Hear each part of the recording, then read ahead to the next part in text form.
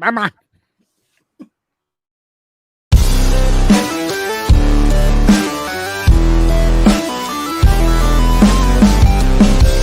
It's Brian's birthday on Mayhem, yeah.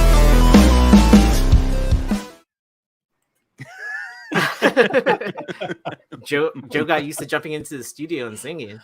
Yeah, man, he's laying down the tracks. So I like to know what's in that Coke, Joe. Yeah, a lot of just sugar. Yeah.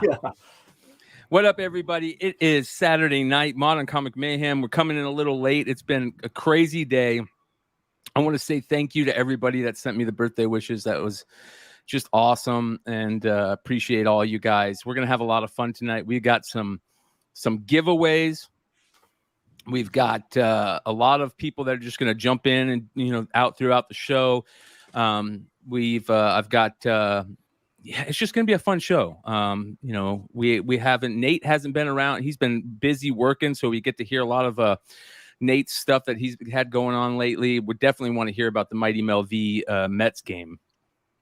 So we're going to talk about that. We're going to talk about, I'm sure we're just going to talk about everything. Tonight's just kind of like a hangout. If you guys have any questions in the chat, drop them in the chat. I want to, make this as interactive as possible. You guys know how we do this. We love the live chat just as much as all the hosts that come and hang out. So make sure if you guys have any questions, we're going to do our best to just answer as many questions. The crazy Adam Hughes sale before the show. I was just talking to Hood, and Hood's mad because a Ferris, what was it, number 3? Yeah, Ferris number 3. A Ferris number 3. Hood got in a bidding war with somebody for a Ferris number 3, and you could tell Hood is I could just see him feuding in my head. It went for $50. $50. So thank you to whoever bought that. That was awesome. And every time I get excited about an auction, fucking Scouter is in there, dude. And I'm like, God damn it, dude. Rick, shout out to Rick, man. He is awesome, dude. I know he's in all of our sales just buying. Dude, go great eat a books. sandwich or something, bro. You know what I mean? God, he's everywhere, bro. There's probably about five buyers all named Scouter with the same damn logo, dude. We're everywhere. Oh man, dude, I was actually bummed. I last night I was so tired. Yesterday I was up for almost. It felt like I was up for 2 days straight. I got 2 hours of sleep, and I did the Hot 10 last night. And I don't know if you guys could tell, but on the Hot 10 last night, I was just half asleep, and then I went to go to smoke real quick before going on to Drunken Chat, and I literally fell asleep out in the backyard. Wow. Dude, we had Gary Nesser on last night. I know, dude. I missed it. How was it? It was fun. Who's that? I was just the comic perspective. Gary. Gary? No, different Gary. Gary Nesser. He used to do a show with Nico called Breakfast Perspective or something like that. He was in the Spec 10 group for a little bit. He's just I love Gary, but Gary just Gary's one of those guys that he's better off solo sometimes than he is. Dude, I got enticed by everything he was just saying. He's a genius. So it's just impressive to sit on the panel with him and then just listen to him talk, because he. Like he said, his vision is so far ahead. It's incredible. So thank you. Why'd you go hang out with him, Aaron? No, but he even says it himself. My vision is pretty good too. Yeah, you call him too. You call him good too. But, I'm just playing. Yeah. But I mean, it's anything. He just picks up a book that's sitting next to him, and he can tell you everything about it and how it's going to connect to something. Yeah, he's very in tuned. He reads a lot. He's one of the guys, we say it all the time, read your books, at least open them up. Yep. You know what I mean? If you're not going to read the whole thing, at least open it up and check it out. You never know what you're going to find in there. You could find some those Bat spoof books today on the sale, Hood, where we open them up and we go through them and you see all this cool stuff, these homages. A lot these of cards. people don't know about those books, man. Yeah I'm gonna be on the lookout for that one. Big Leg, man, he was he goes, I already know about those books. Some of them have rusted staples, and so I was gonna buy one of the spoofs. I took it out. I go, no, rusted staple. Put it back in. The guy behind the you fucking asshole was Mad Dog and Leg. Shout out to Big Leg. I sent Big Leg's usually out on Saturdays, bar hopping. So I sent him a link. I said, if you're not busy, come hang out. And then I'm sure, last week's show was crazy. That was a 4.5 hour extravaganza. I felt like it was drunken chat. You know what I mean? Like it was nuts. Was that the one when you started giving away all the secrets about the starting lineup figures? And I was like, man, no, what are you doing? I was like, you're killing me. I was like, been trying to hide these things for a while. Then the Miles Morales figure, I'm like, you don't know how many all the people secrets and just let them out. So many people reached out to me saying how good that segment was, Joe. So great job on that, man. I was like, Joe, don't tell everybody about this one. It's like, well, I want to do one with. It's a sharp. It's a nice. I want to do one with Joe a picture after I won it. The auction ended at like 7:30 a.m. But I mean, it's clean. Wow. Like the bubble. You should get that AFA graded, bro. I am. Hell yeah! I've got tons to go to AFA right now. Quit touching it with your fingers. He's got his fingers all over the bubble. You savage. How much did you get it for, Nate? If you don't mind me asking. Right over 100. Not bad for that clean of a dude. That's a fucking steal. What kind of condition is that card? I think that. Well, here's the issue. I think this is where. Brian, I don't know if you can put it on the big screen, but right here there's a crease in the back. It's not real prevalent, but I mean, like the corners and everything are really nice. And the card is very white, and the bubble's very clear. The card looks nice, beautiful, but it's just that crease, and there's a little bit of just a little touch up right here, like a little tear. On dude, open it up. Centered? Is the card open centered? It up, dude. Get that basketball card graded. Pretty well centered. Yes, that is beautiful, man. I saw a PSA 8 go for, I think, on the card like 115 the other night. Wow. What? So I think this could probably get an 80. Wow. On AFA. Man, you get an 80 from AFA. I've got a new feeling on AFA grades, and this is going to sound crazy, but I feel like obviously high grade action figure, AFA, whatever, CAS. I like that CAS company too. Yeah. They're going to go for a premium. But I feel like as long as it looks really presentable, you can have a grade from like 70 and up. You know what I mean? And it's still catch a nice premium. It's all about presentation on those action figures, in my opinion. I totally agree.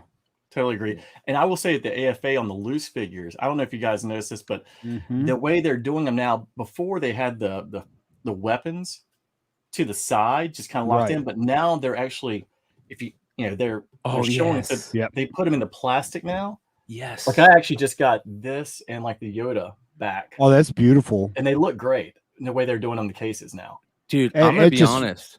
I love loose figures. Yeah, Hood. The way that loose figures present are, especially with the new little pockets for the, like you said, for the weapons and stuff, man. Oh great. my God. Well, the thing about it, the weapons, the weapons are so important now, especially on the vintage because of all the counterfeiting. Man, and so they're just showcasing that, hey, with the vintage, I mean, you have a better chance of selling a loose figure. Yeah. Like that, Vader. What does that Vader go for? Was that Hong Kong? It's actually not that much, and that's at 80. Both were 80s. They're actually not that much. I mean, realistically, I mean, things have kind of come down. The Star Wars figures, some of them, the carded figures really have not pulled back at all. Right. The graded have come back some. Like the Boba Fett, an 80 Hong Kong Boba Fett was going for around 400. It's pulled back into like the mid 250s now. The Taiwan is the one to get because there are less of those.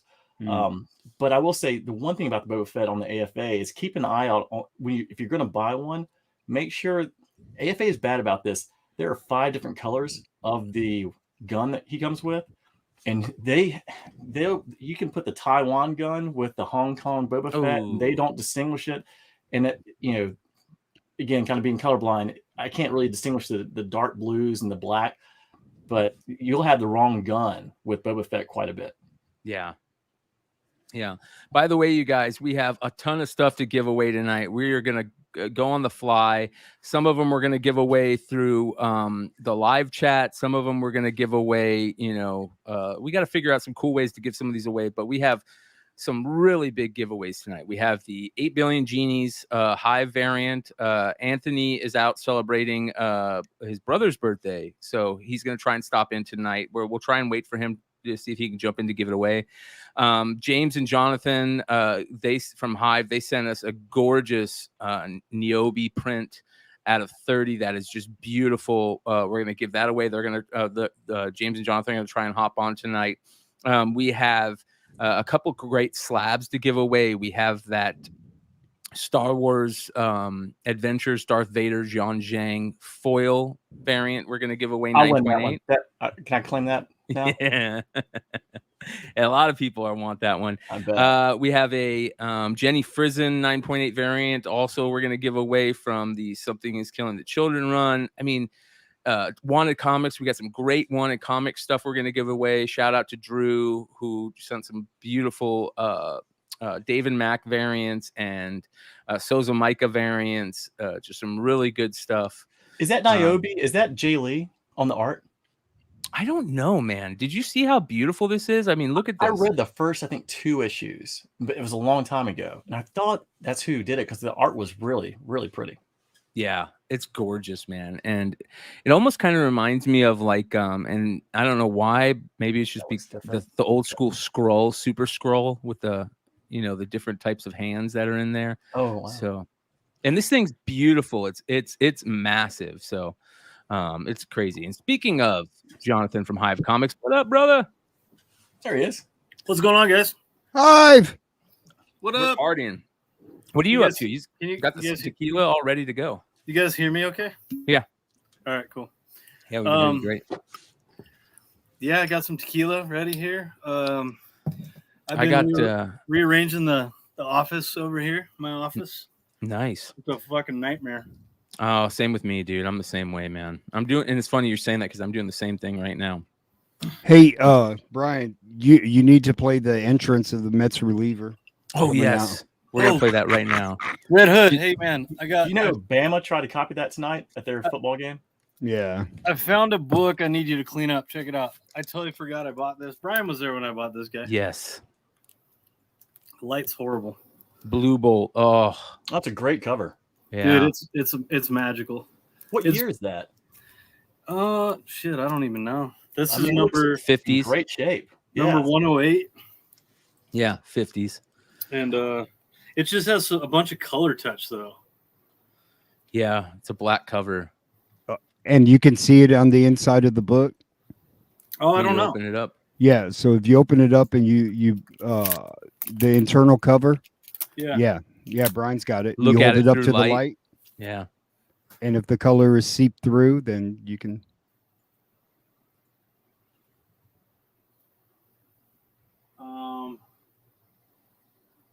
I don't see anything. No. Wait, hold on a sec. I'm looking at the wrong spot here. And then you also want to check the spine. That's where the color touch is. You can see they use like a fucking pin on those creases. Which is sad, but Like a fucking on a book like that is just so beautiful that it even if it has color touch, I'm buying it. I'm buying that book all day. There's like a crease right here on this corner, and you can tell they took a pen and colored the white in. Savages, man. But I mean, do you think it's worth like trying to clean and press? Because I mean, I love it how it is, but I just don't know about.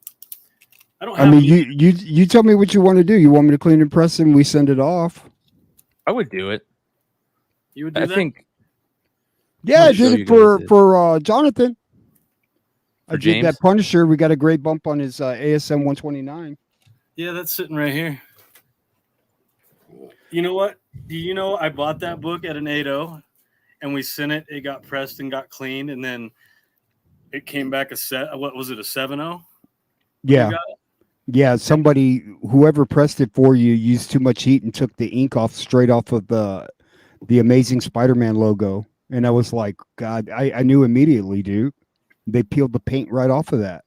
This is the book, by the way, that Jonathan is showing. Look how gorgeous this book is, man. I mean, there's something, and I'd say it all the time. I'm a broken record. I get it. But these old space backgrounds where the planets are all these bright colors, and it just, I don't know, man. There's something about them. They don't do covers like that anymore. No, they don't. No, they don't. I've seen a bunch lately. I saw some at Emerald City. And that'll be the next homage thing. Everybody's going to be homaging, and then let's see who can. There was a Planet Comics homage. Oh, that's right. There is. That set Sabrina, right? Yep. Jonathan, were you looking for that book specifically for that book, or did you just kind of come across it? No, I came across it and I was like, "Wow, look at that fucking cover!" Yeah, it's great. Like that's one I'd love to have. Just encased. I don't really care what the grade is, just to display. Yeah, I know when I was at MegaCon digging with James, we went to this one booth. They had like a whole short box of Spirit Weeklies. Yeah, because I know him and Brian are like collecting all of those. Like he had a few on his wall. I have a couple of those graded here, I think. Nice. I'm still looking, man. I want to kick myself every single day for missing out on that Grail, man. There's nothing worse when you have a white whale Grail comic that you've been looking for years. You never even had a sniff of one. You know what I mean? Like you never even, like somebody said, oh, maybe I've seen one here. Not one. And then while you're doing the damn market report data, you see one sold for $500. Dude, that same thing happened to me. Startling Tales of Terror number 11. I was looking for one that wasn't, $4,000 or $5,000. And I was looking around and I see one on eBay and I'm like, holy shit, $700. And then, within seconds, it was gone before I could do anything about it. Yeah. And it looked nice, real nice too. That drives me nuts, man. That's heartbreaking. There's something about those Grails that are just so tough to find that when you finally find them makes this hobby something special. Hey there. What's up? You want to say happy birthday real fast? I did. Okay. He sung it. I heard it. Yeah. Thank you. First going, appearance Alex? of Nate Jr. Nate sent me a video. He sung Red Hood, Red Hood. I was pumped. I showed my wife, look, somebody appreciates me. Yeah. That's great, man. All right. So a couple of things that I thought were interesting this week. Everybody's, still talking about drama for your mama. And we're going to try and stay out of that as much as we can tonight, just to kind of have a good time. But Hood was talking about Edwin Diaz and, the famous song of him coming out and the trumpet and everything, which is absolutely amazing. Let me bring that up. So I tell you, that is the most electrifying entrance for a receiver since freaking Wild Thing, dude. Right? I was thinking Trevor Hoffman with AC/DC. But nah. I mean, I don't know who can level up. After seeing it live 2 weeks ago, it's incredible. I mean, because when Jake pitched and they won 1-0, and he came in on Saturday night, the place went effing nuts. And everyone had fake trumpets. Everyone there has them. Nuts. Don't get too deep into that because we're gonna talk about that here in a second. Something very special about that, which is awesome. But I'm trying to find the damn video. Why can't I find that video? So the thing with Topps now, they usually come out around lunchtime. Got him. Yep. I actually was looking for that card. Right? I was wondering if they would have one for the Nemo catch, like he would have autographed, and then one for Timmy Trumpet. And I was refreshing around 12 or 1 o'clock, and I watched it for a while, and they only released one card, and it was a turn back the clock card. And I was like, they got to have more than this. And it wasn't until later on the day. Man, they already made a card? I missed it. Yeah. It's sold out, bro. Yeah, just like that. It's straight Holy up sold shit. out. Yeah. I mean, look how cool it is. Yeah. Freaking awesome, dude. Yeah. All right. So for those of you guys that don't know, baseball's awesome now because they allow players to have like entrance songs, like for pitchers. When batters are coming to the plate, they play a song and you get to choose the song. Well, the closer for the Mets, Edwin Diaz, chose an amazing song. It's that song. It's Narcos, right? From Narcos. Yep. And for those of you guys that have never seen it, I want to show it to you guys because it is so cool. And what they did this last week is they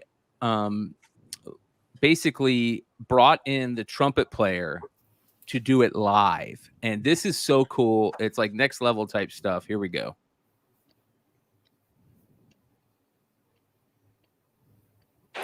And now Timmy Trumpet takes center stage as Edwin Diaz gets ready to come in looking for a save.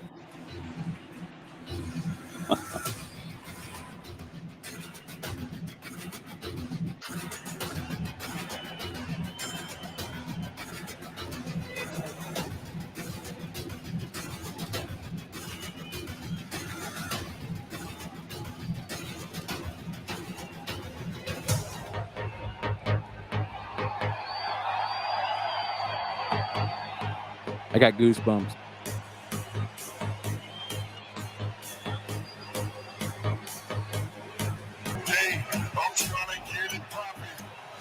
Dude, how cool would it be to be him right there and to hear that song played live? Like, talk about being pumped up, man. Right, dude. And the guy, I'd be afraid if I was a hitter. Yeah. What's that, Nate? Timmy Trumpet, he's from Australia. He's never been to a baseball game. Oh, that's really cool. And so he came on Tuesday, and he stayed on, or he came for the first game. You know, Diaz didn't get in, so he stayed an extra day, and that's when they played it when they won because they lost the first game. It was amazing, man. Yeah. Well, yeah. Nate brought up the Jacob deGrom, and I apologize to all the non-sports fans out there. I get it. You know, sometimes, you know, when we talk about sports, it drives people crazy, but this is so cool. There's 3 Mets fans on the panel right now. Right? So like that's to see the Mets playing well and to have all this cool stuff happening. It's a big deal for us. And something really cool happened. Their stud pitcher, Jacob deGrom, has been fighting injuries all year, and he just recently came back. And it was a big series against the Dodgers. And you guys got to see this.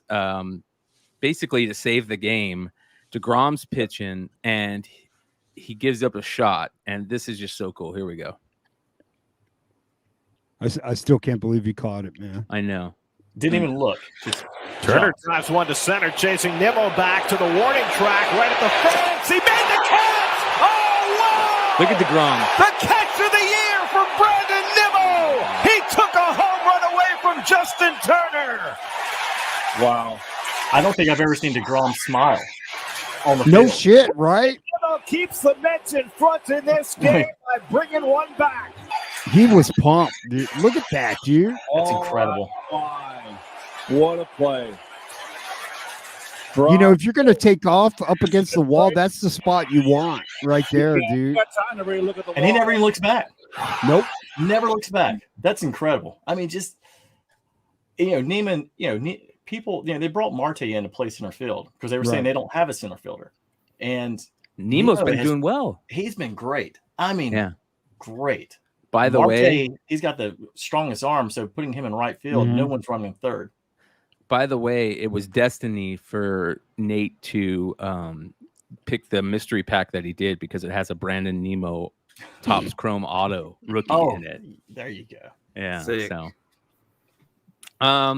yeah, man, it's just cool to be excited about baseball again. I think baseball had a real big problem of not being exciting anymore. Like it hasn't been really like super excitement level since the home run chase, you know, back in the day, since steroid era. Yeah. And now that they're letting players now like bat flips and, you know, have cool things when they run the bases after a home run, you know, it doesn't piss as many people off anymore. baseball needs to be exciting. And one of the first people to ever talk about that I give him a lot of credit for was Trevor Bauer. Trevor Bauer, a pitcher, a stud, competitive pitcher that is just always wants to be competitive. He came out and said, no, I want these guys, if they hit off me, to throw a little flair. Like, that's what baseball needs. It needs excitement. And that's the cool thing about it. So how lucky did the Mets get not signing him? Oh, man. Because he had the deal from the Mets, and then last second went to the LA. Yep.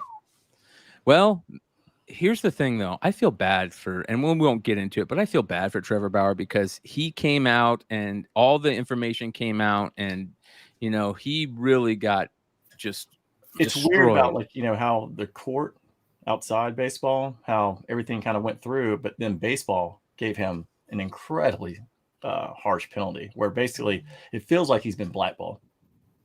I really don't think you'll see him play again. So what did they say in the court? I guess I missed that. He got dismissed because all the text messages came out from the chick. And she was trying to extort him? No, there's text messages of her saying, I like the rough sex. I want you to hit me. I want you to do this stuff. Bauer was saying to her, like, are you sure you want to do this? Are you sure you want to continue this? You know, I just want to make sure that you're okay with it and all this stuff. And she, you know, basically lied about all of it. So because he wouldn't hang out with her anymore. But then baseball, he probably hit her pretty hard. Basically. Said, I told you to hit me, but not that hard.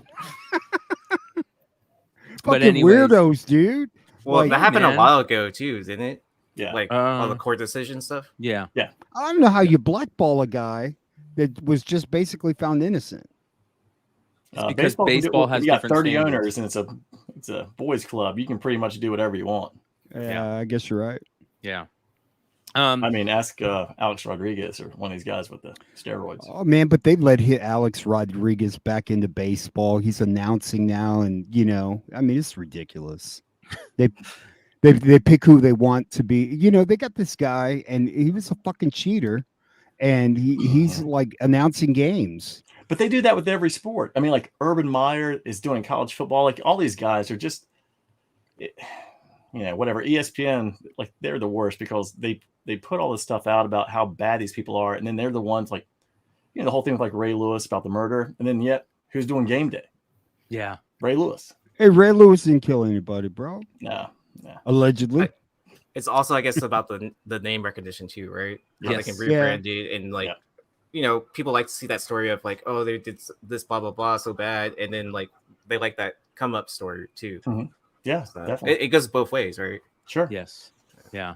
All right, I got a couple of cool things. We got a new segment that we've been trying out here lately, you guys. We got a couple new segments that is pretty cool. But I really love this whole AI art thing that's been happening. I think it's just it's so cool. It's a little weird for artists because they're like, are artists gonna? I mean, I don't think artists will ever like not do art anymore. But if it's this easy to create art this good. You know what I mean? Like, there's more competition now. Yes. Yeah, but you gotta like I downloaded the app, Brian. You gotta constantly mess with it, you know? Yes. Because it can get better and better. Yes. Yeah, you're right, Hood. You gotta figure out the best terms to put in. That's why I'm really stoked that my buddy Chuck has just been sending me some beautiful stuff. And this isn't even like the half of it. We're going to continue this thing, and Chuck has just been figuring out the best way to do stuff, and shout out to everybody else in the community who have kind of jumped on it because, you know, there's some really cool art coming out. And the crazy thing is that I think a couple weeks ago, I said, I made the comment, something along the lines of, you know, when are they going to start making comics where it's all done by AI art and all that stuff? Do you guys remember that? They're not only doing comics, but they're doing like movies and stuff with them now. Dude, they got music. Who's that rapper, right? That AI rapper? Well, FM Mecca, and not anymore. That guy is gone. Like, they're blackballing him right now too. So Oh, but some of those AI generated music things were showing up on YouTube like a couple of years ago. Anyways, like in its early stages. But I yeah, mean, the Oh, kids really? Okay. shows, yeah. yeah. Or So yeah. so shout out to who sent me this. This is from brothers Nikki and Keith on IG. Thank you guys for sending me this. This is Abolition of Man, first comic book entirely drawn by AI algorithm. Let me bring up the actual book because this. What do you guys think about this? Is this a good thing for comics? I really want to know, especially somebody like Jonathan, who's a retailer. Like, you might not even have to pay artists anymore to come up with really cool covers. You can just have an AI thing make it. Bro, I think you're onto something. Hey, Yeah. let's make our own Mayhem comic, man. Yeah, that's what I'm saying. That's what I'm getting at, bro. Like, we should be like one of the first people to do this AI comic and make it on Modern Comic Mayhem. You know, have the characters in it be, you know, stuff from the show. I think that would be great. So, Abolition of Man is the first comic from AI. The Abolition of Man is an upcoming 4-issue series drawn solely by artificial intelligence. Per Bleeding Cool, cartoonist Carson Grubaugh teamed up with image generating system Midjourney AI, which is the one that Chuck uses. So a lot of people have been asking me where the website is. There's multiple apps you can do. A lot of people like using the Midjourney one. You have to sign in on a Discord server though to really use it.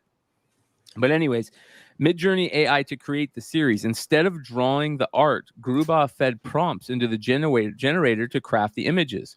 The new publishing group, Living the Line, is producing the comic. It releases later this year. And here's some of the, this is great, man.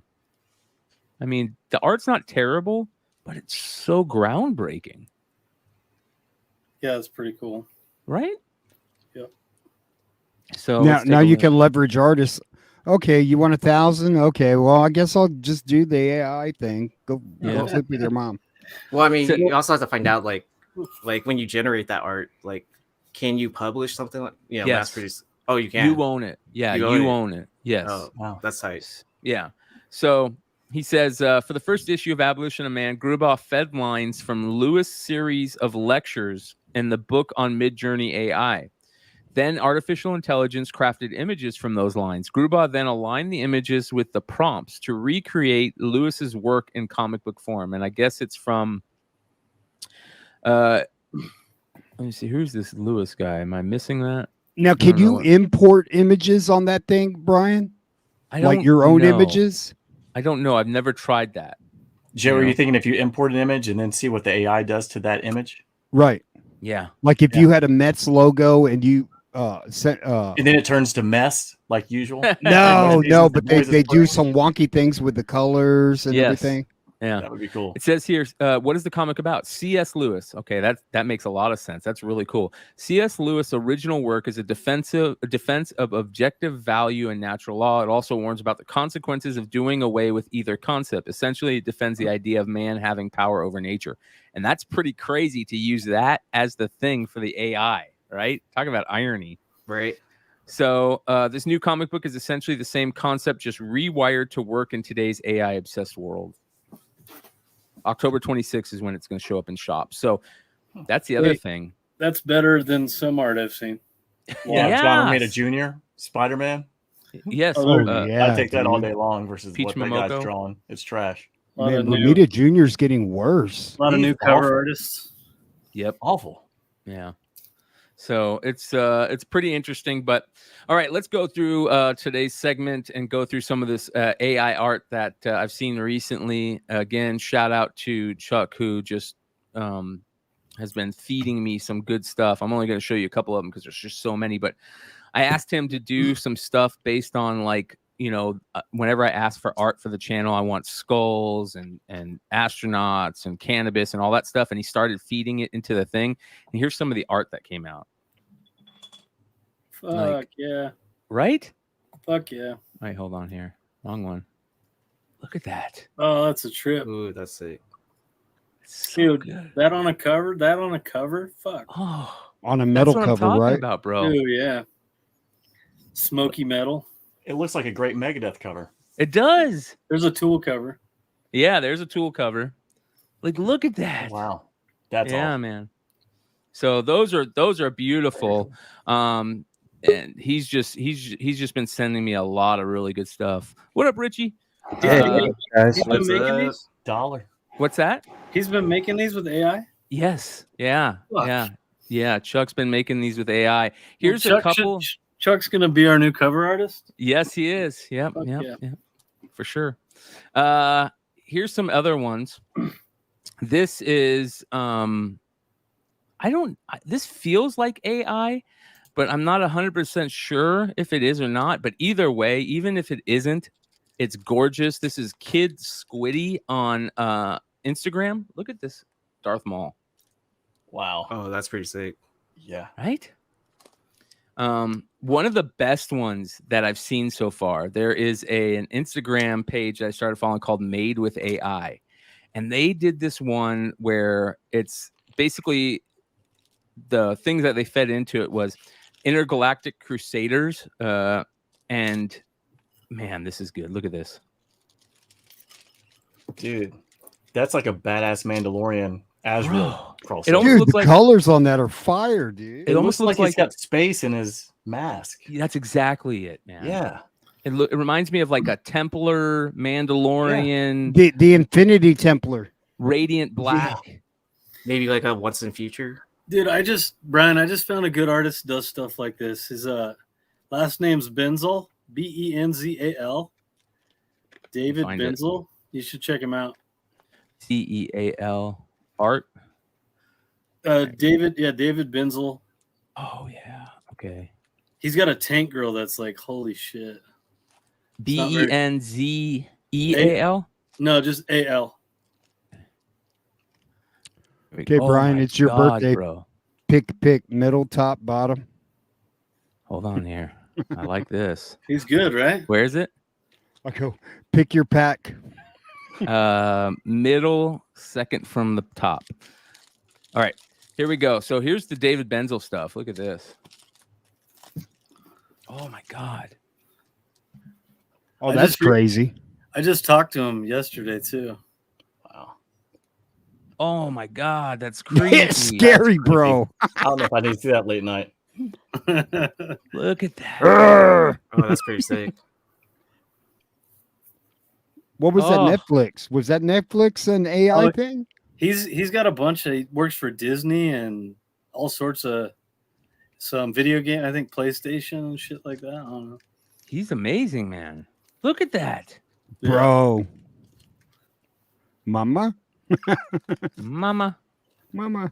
Red Hood's got my dad saying mama. Mama. There's John Bernthal. Oh, that is cool. Good for you, Ooh. Look at that. bro. Wow. Do you see the tank girl in there? Look at that Loki, yeah. Oh, where's the tank? That's girl? pretty good. That Loki's good, man. Mm-hmm. Tank girl was Oh, look at that. Do you think he did Echo? That's pretty good. yeah. Oh, look at this. That is freaking creepy, man.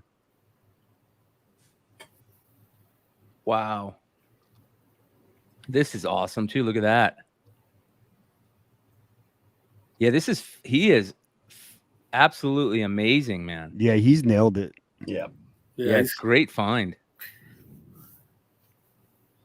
Until he Ripley. tells me like $5,000 for a cover. Yeah, Man, that Ripley looked like a Phil Noto, right? Go back up, Brian. look at Do you have dude. it? Oh man, that Star Wars looked badass. that. Does look like Noto-esque. That's a Right? great cover. I mean, that's a great cover. Bro, I would buy that. Yeah, this guy's next level, bro. That's what, yeah, I was like, holy shit. Yeah, this I is saw super some impressive. guy post him randomly in a picture randomly on Facebook. And I was like, what the fuck is this? So I went digging. Reached out to him. He said, get a hold of me next month when I got free time. That's awesome, dude. Yeah, he's excellent. Ooh, look how creepy that is. That's nuts. All right, so let me jump back here to this. Look at some of these. This is the made with AI stuff again. Yeah. Oh, look at that. Like, this That's is awesome. this is amazing stuff. So keep your eye on the AI stuff. I would really love, we're going to continue to do this segment every Saturday. We'll have a little AI spotlight, and I would love to be part of an AI comic book. So let's try and make that happen. It'd be a lot of fun. You should make one for the show and then let the guys in the comments decide which one they think is the best for like the cover or the characters. Yeah, that'd be cool. Yeah. Yes. Yeah. So very, very cool, man. That's what good up, idea, Richie? Nate. How you doing, What's brother? going on, guys? Just feeling What's wrong? I didn't know it was your birthday. Oh, that's all good, bro. Just my immune system or something's down. I don't know. I've been working really hard taking care of my father, and it's like the hottest it's ever been here. Yeah. So I said, fuck it. And I talked to my sister and I was like, hey, can you help us out? And she bought us an air conditioner for the place. That's pretty nice. Nice. Yeah, so I put some content together for you. So a lot of people have reached out asking how you're doing. So much love to everybody that's been doing that.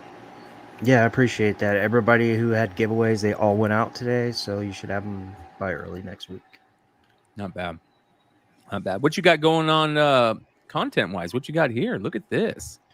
Well, I put together a little something for you.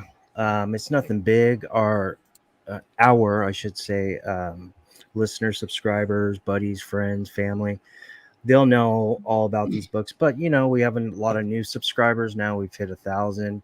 And there's a lot of people that don't, or I should say, what's a better term, not as seasoned as most of us on the panel or our listeners. So I put together a little something for some upcoming MCU movies that possibly these books could be down and be in action speculation wise. So get it.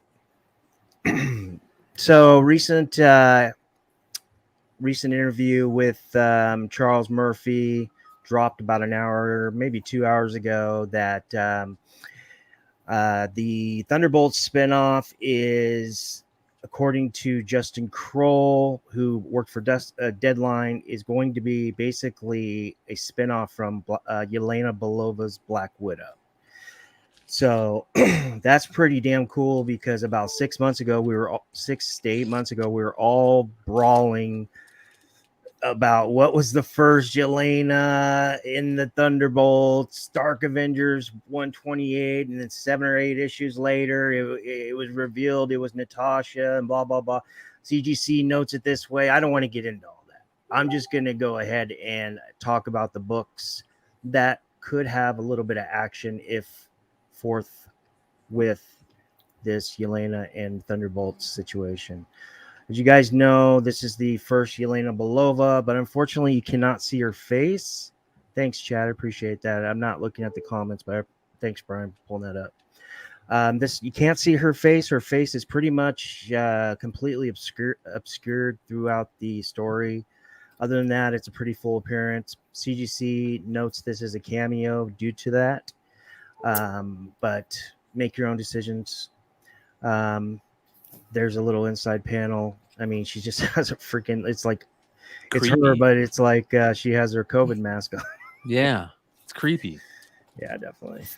Here is your first Black Widow. As you guys know, I guess you could say when it comes to where she's actually on the cover. Now, this is cover A, and a lot of people don't know this because they don't, they either don't own this book or aren't aware of it, or when they see slabs, they just don't flip them on eBay. But she's on the back cover. Okay, everybody on this panel knows this, but so you guys know she is on the back cover. So you don't have to go dumpster diving for the variants, even though I love the variants. I think the variants are the play, especially the dynamic forces, which we'll talk about in a second. But she is on the cover. Unfortunately, she's on the back, but still she's on the cover. Black Widow 1. CGC notes this issue as first full Yelena Belova, the Black Widow 2, or the second iteration, or however they word it. Here is your variant, which are on the cover. And newsstand searchers, if you guys have ever seen a newsstand in this book or in Humans, please contact me on IG. Comicron reports both these books in Humans and Black Widow 1 around the same. I think last I checked about 3 years ago, it was around 60, 70K. So here's your Dynamic Forces, J.G. Jones. This is the money shot. And The all money. 3 of them are J.G. Jones, which is awesome. Right, but this is the one you want. Yeah. But it's hard to find. I mean, and beggars can't be choosers. It's a 90s book. You figure they're all over the place, but they're tough. This book is very tough to get anything higher than a 9.4 because of all this black on both sides of the spine. You guys remember when Devin Grayson first came out? I think in comics, I think she was doing either Robin or Teen Titans or Dick Grayson, one of the two, or one of the 3. And then she was like a superstar when she first started writing books. What has she been doing lately? Has anybody know what she's been doing lately? She's like, what she was doing is what Kelly Thompson's doing right now. Like Yes. she was that period's Kelly Thompson. Yes. So I agree with you on that point. I will have to dig into that. You stumped me on that one, brother. Let's get back into this. I have a lot of slides. I'm trying to cut this down. Okay, so a lot of people like to call this your first solo titled series featuring Yelena as Black Widow. This is Black Widow Pale Little Spider #1. It's a dollar bin book. I mean, I'm sure it's probably like 10, 20, 25 bucks on the secondary, but I mean, you can find these in back issue bins, and a majority of the community and the market, they like this as a first solo titled series due to the fact that she's the one in question and not Natasha. Don't forget New Avengers Annual #1. You have your marriage of Jessica Jones and Luke Cage. So cute. And then you have Yelena Belova as the Super Adaptoid. Remember that earlier I think we were on Flipside at that time. And we got some, I guess you could say, back issue or scene leaks of Yelena with those. Remember that Adaptoid thing?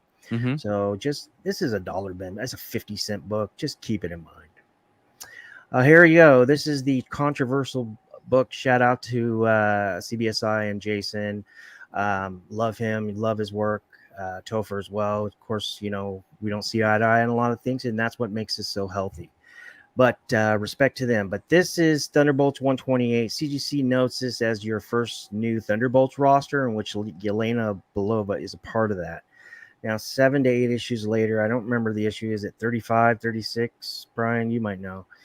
7, something like that. 7 to 8 issues later, it's revealed that Natasha is impersonating Yelena.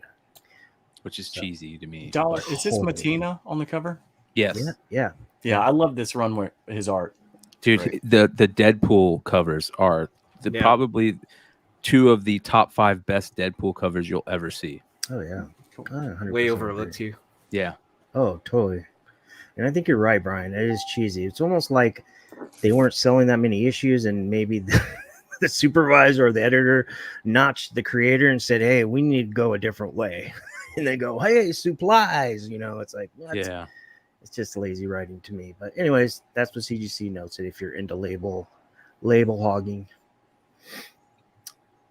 Okay, so this is one that is overlooked. This is Marvel Comics presents Colossus #14. This is your first appearance of Ramonda, the stepmother of T'Challa.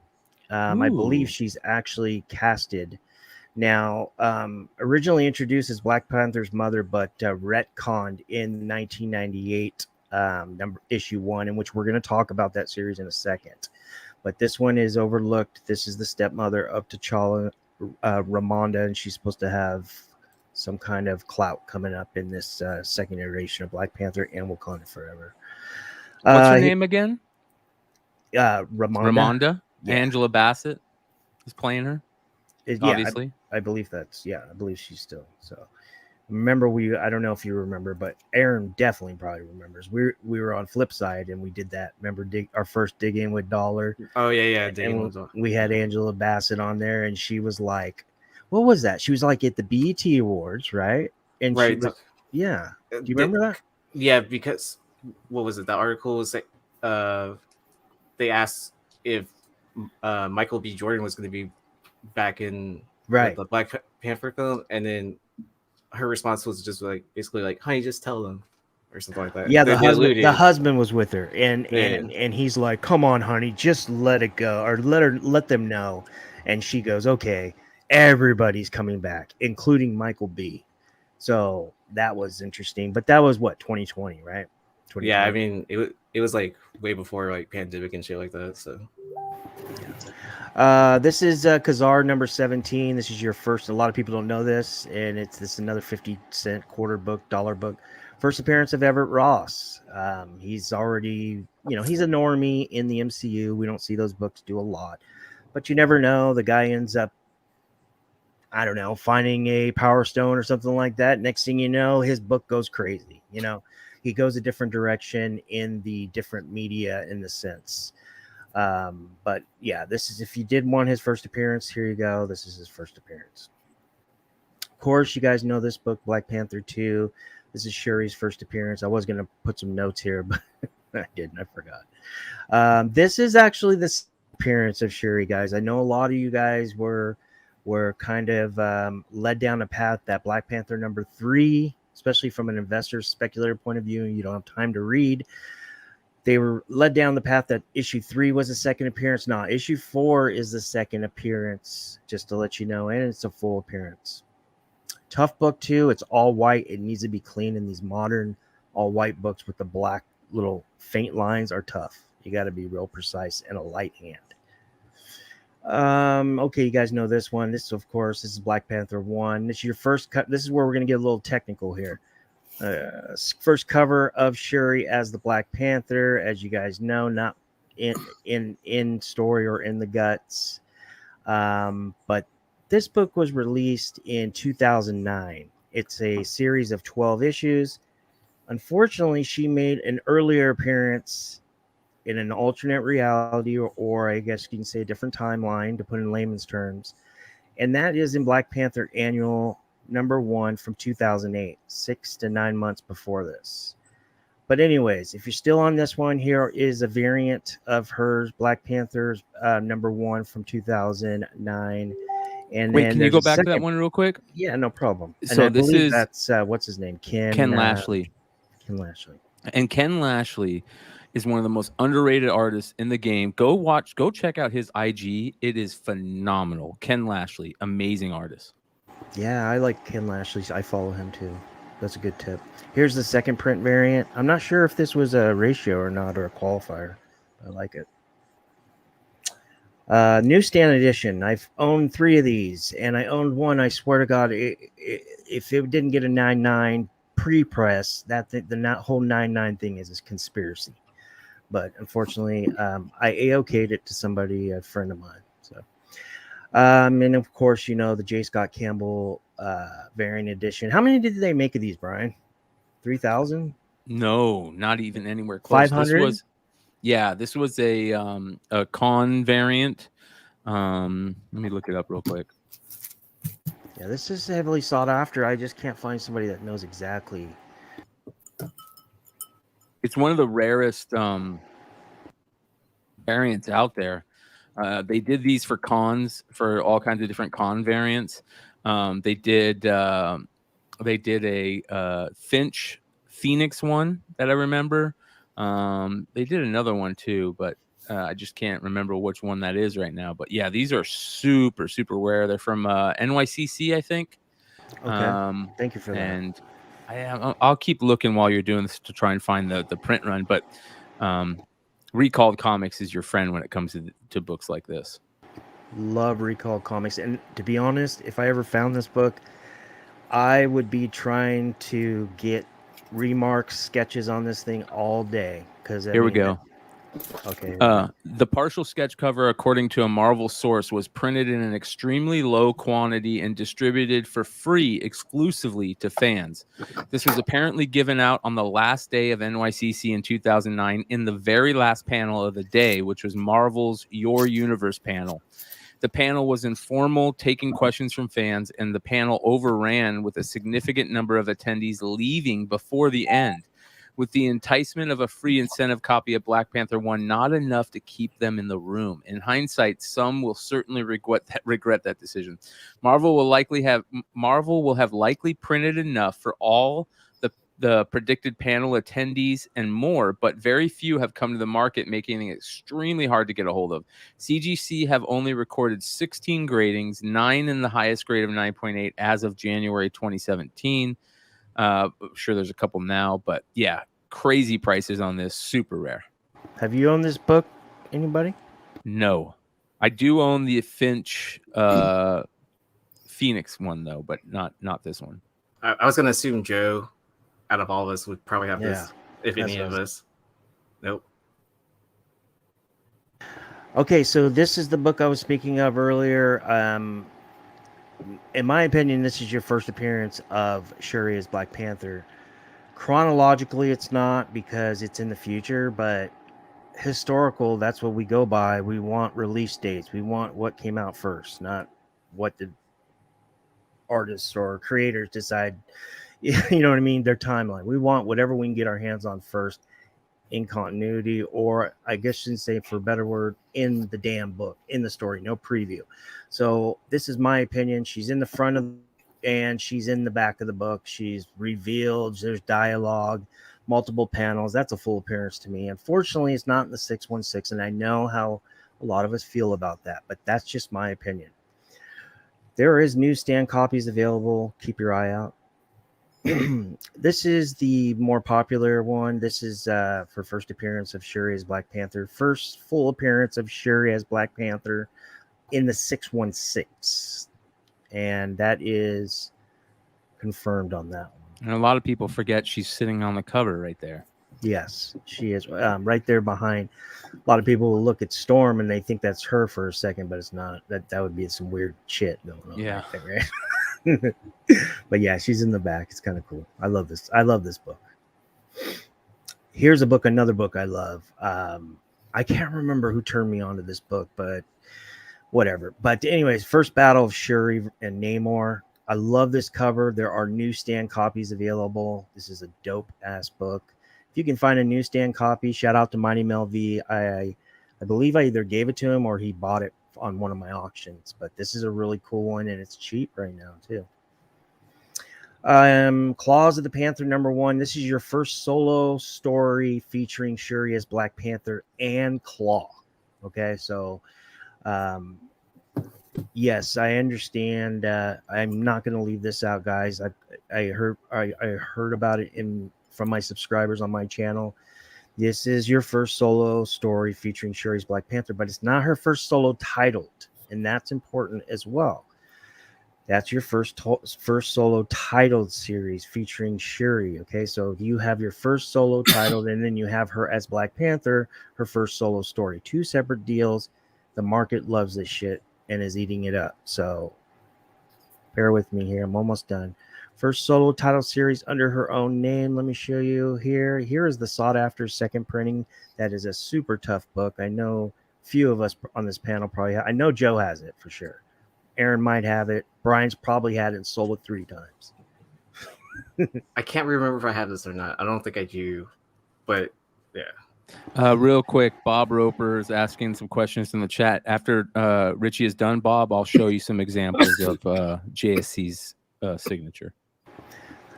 Here's one that shout out to the House of Stein and the Hot 10 every Friday night, and the almost Beyond Wednesdays, almost 10, that you could see me, Ben, Mel, and Brian, our host, every Friday night, 8:15 p.m. Pacific time on the House of Stein Network.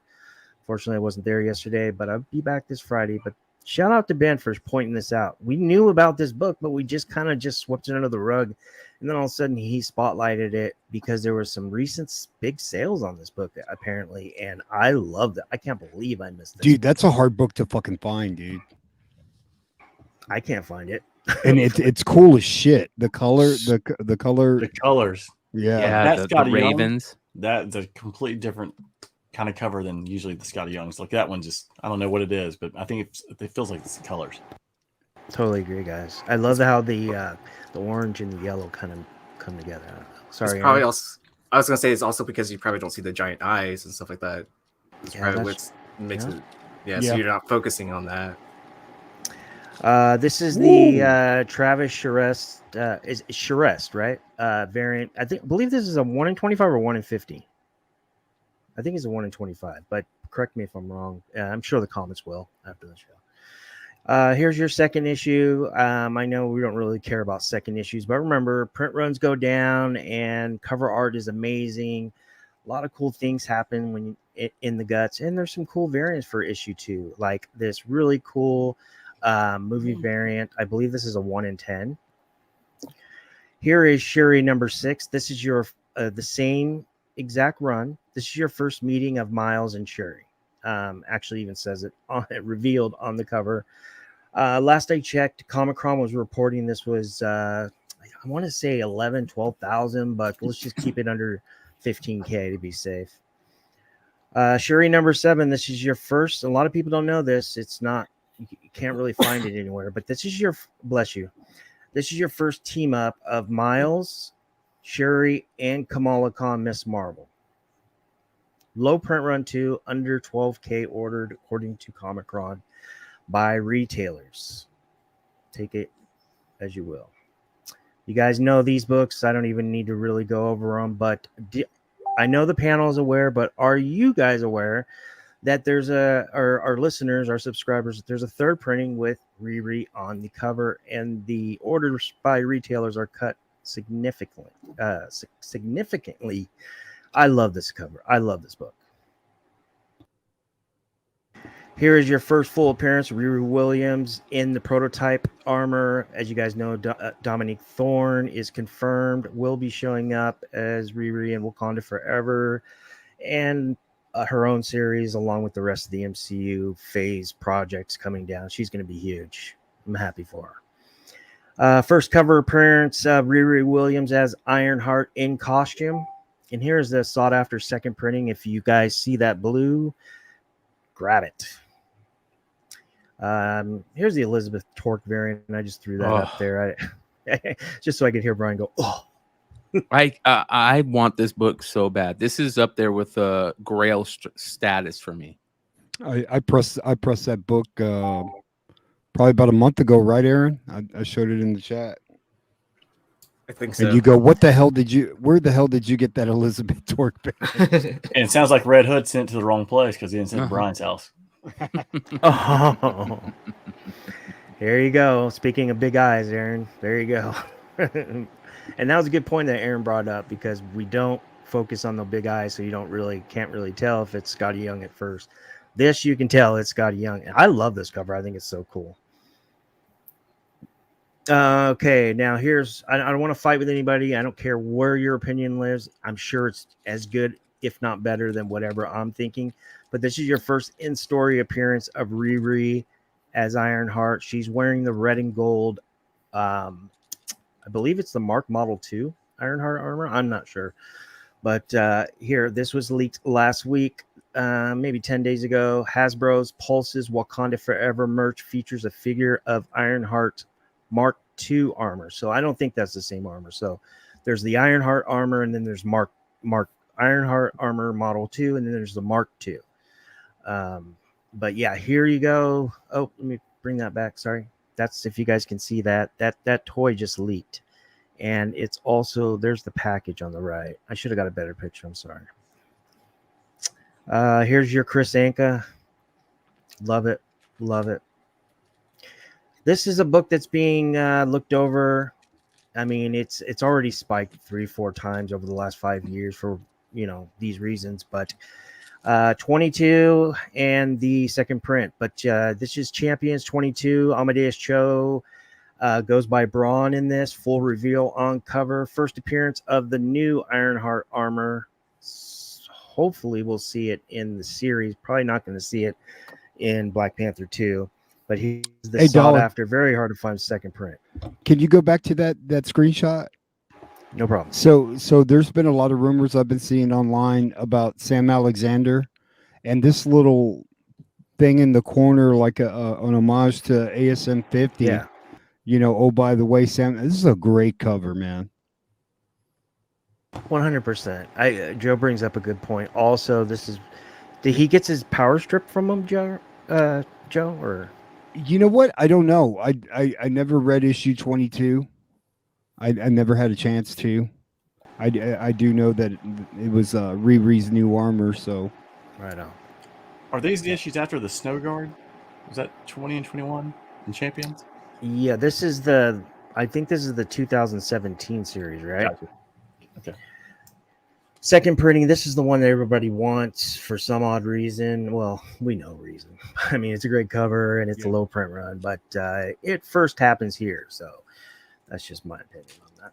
But anyways, here is your first solo series featuring Ironheart, Riri Williams. First mention of the Ten Rings terrorist organization in the 616 as well. So first solo, very cool.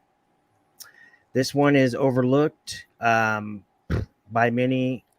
Shout out to Ninth Wonder. He was the only other person that I spoke with that saw what I saw when I see this cover, but Aaron probably remembers. I think he was involved. Dude, I had this cover and Mel said it was a shit cover, and I think he bought it from me after a couple of weeks or whatnot. That cover is awesome. Who does the art on that? He wanted to get it cheap.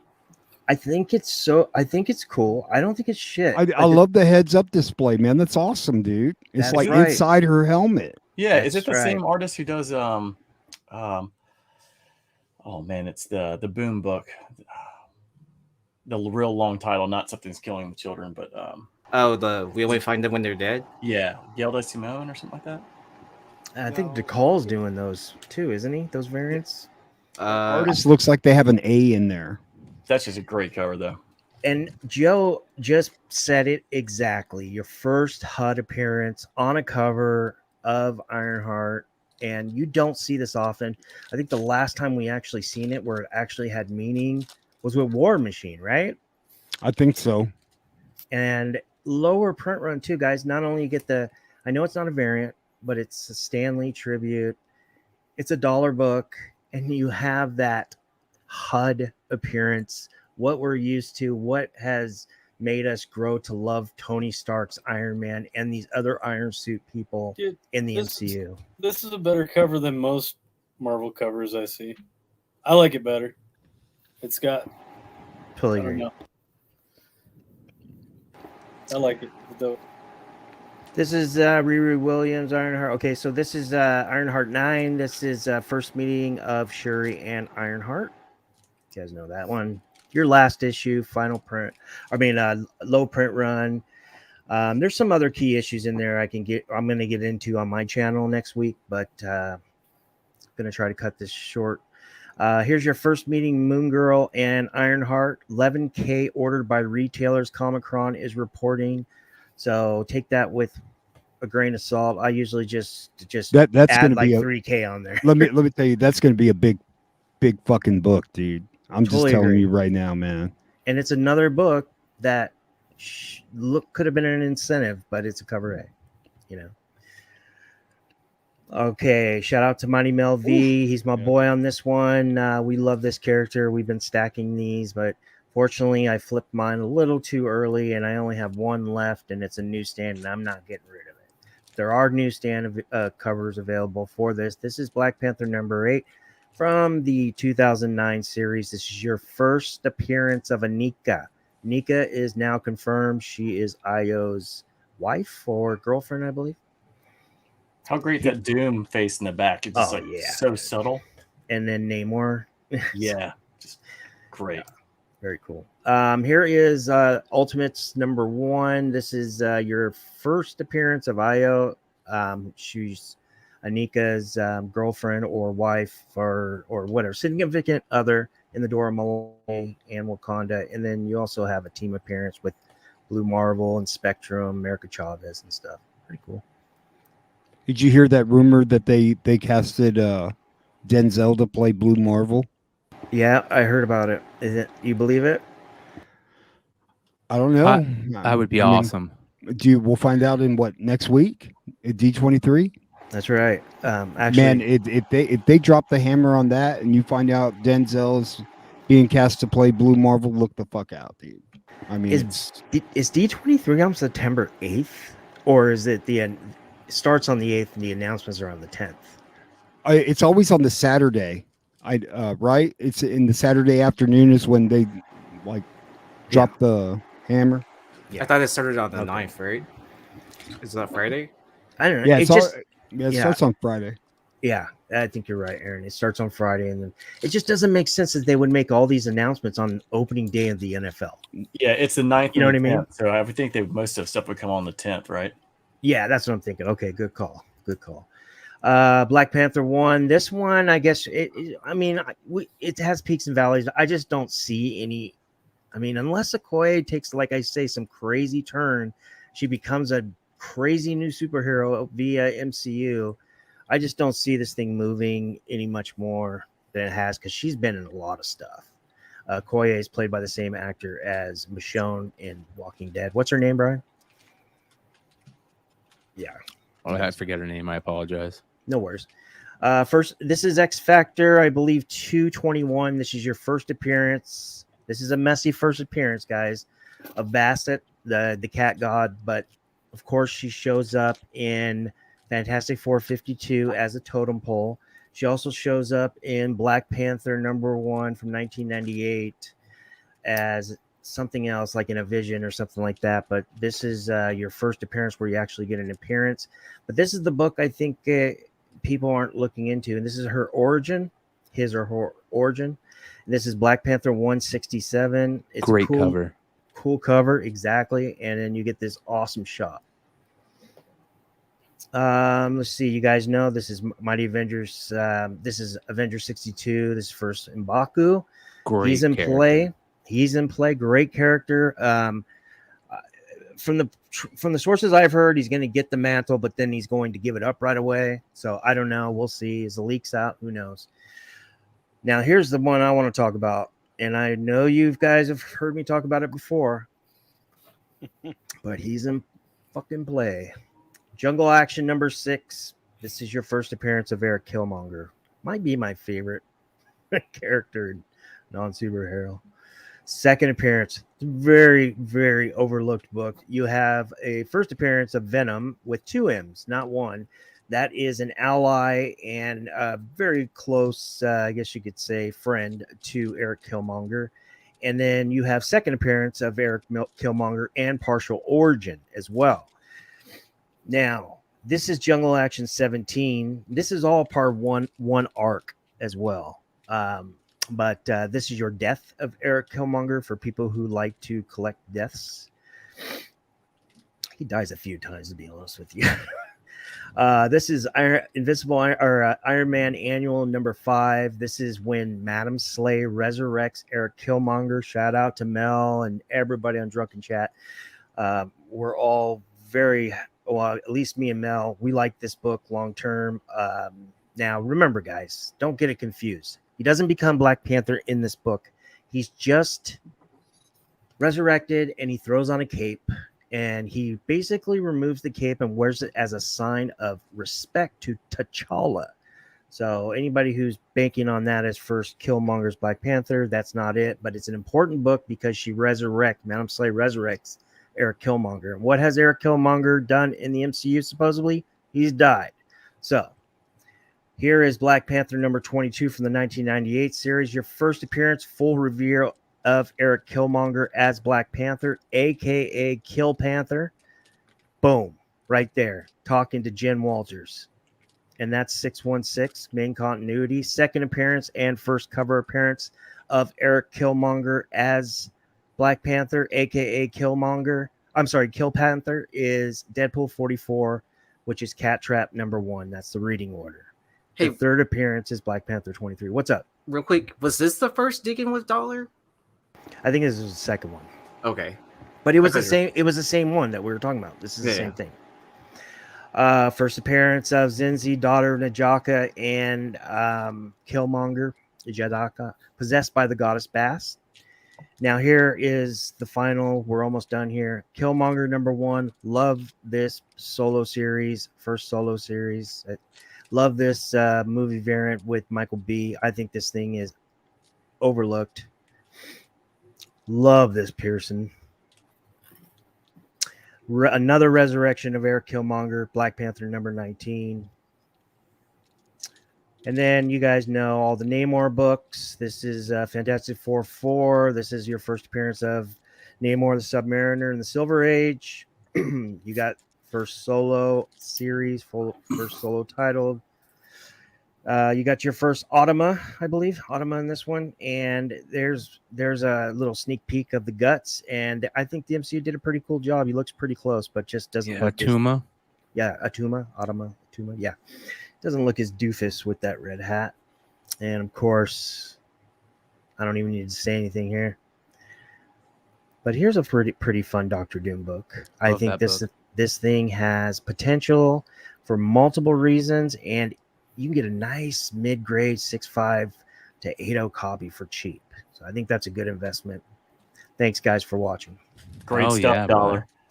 Excellent, bro. I don't know if you guys are reading Black Panther or the current series, but number one, and this could be way down the road, but and I know I'll probably butcher the name.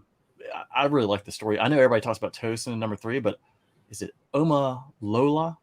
Yeah, is the first that's her first appearance. Yeah. You can find the second prints out right now, so I would keep an eye on that Black Panther 1, especially the second prints. Yeah. All right, real quick, I want to answer a question in the chat real quick. This is somebody was asking about J. Scott Campbell. I think it was it Bob Roper? Yeah, Bob Roper was asking about J. Scott Campbell. He sounds like he might be a little new to J. Scott Campbell. So he was asking, how do you guys tell it's J. Scott Campbell? J. Scott Campbell has a very recognizable style, Bob. If you look at most of his stuff, you will see his style, but there is his signature on the left there. It's also very recognizable. It's big. He signs everything. Especially, all the books you buy from him at cons are all pre-signed. Sometimes he'll sign multiple times. It's very weird, but people love it. And I definitely don't hate it. That's for sure. So that's J. Scott Campbell. He's stuff. had about 6 different signatures, Brian. Like, yeah, I've got he used to go by Jeffrey Scott instead of J. Scott Campbell back in the day when he first started. Yep.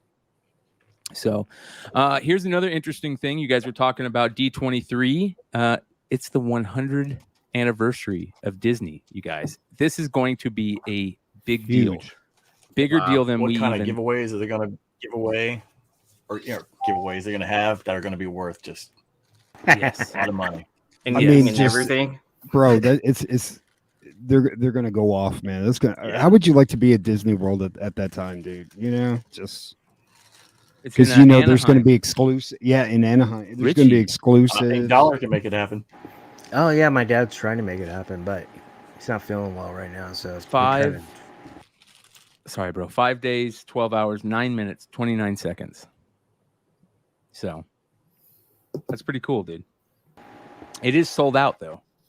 So tickets to D23 Expo presented by Visa are sold out. You can still join in on the fun and live stream the Ultimate Disney Fan Event the 9th through the 11th on D23Expo.com and by following at D23 on YouTube, Facebook, and Twitter. So very interesting, man. A lot of stuff going to be talked about. A lot of information being dropped, and it's still fascinating to me that it is, it's 100 years over there. So that's a big deal. By the way, if you guys haven't had a chance, go check out last Wednesday's show. I think I put a clip out about it. I'm doing my best to start clipping stuff now, so you guys don't have to watch full shows. But there's a really good clip from Wednesday's show that Vinny did a little segment on Disney and Mickey Mouse comics that was excellent. So definitely go check it out. All right. Hey Brian, what do you think is going to be the biggest announcement that they make? Oh, dude, there's tons of them, right? I think if the Adam Blue Marvel stuff happens, that's going to be a big deal, but not as big deal as for everybody, right? It's a big deal for us because we know how great the character is and the stories with that character like that. Could you guys imagine if they announced that, what those Adam the Blue Marvel series books are going to sell for? Yeah. $2,000, $3,000. Yeah, all of them too. Do you guys ever look at the 1931? It's almost like an old Hodens Wagner with the T206. It's a real thin card. Yep. It's a 1931. It has Walt Disney and Mickey Mouse. It's the first card. He's holding Mickey. You got it. Yep. way underrated. I mean, like, those cards, the Disney stuff on the cards has never taken off. At some point, it will. So, well, that's one of the things that we spotlighted on Wednesday was exactly that, Nate, and the fact that in the 50s, Disney was putting cards in cigarette packs of cartoons. So crazy stuff. Lewis says, how about Spielberg directing an MCU movie? Ooh.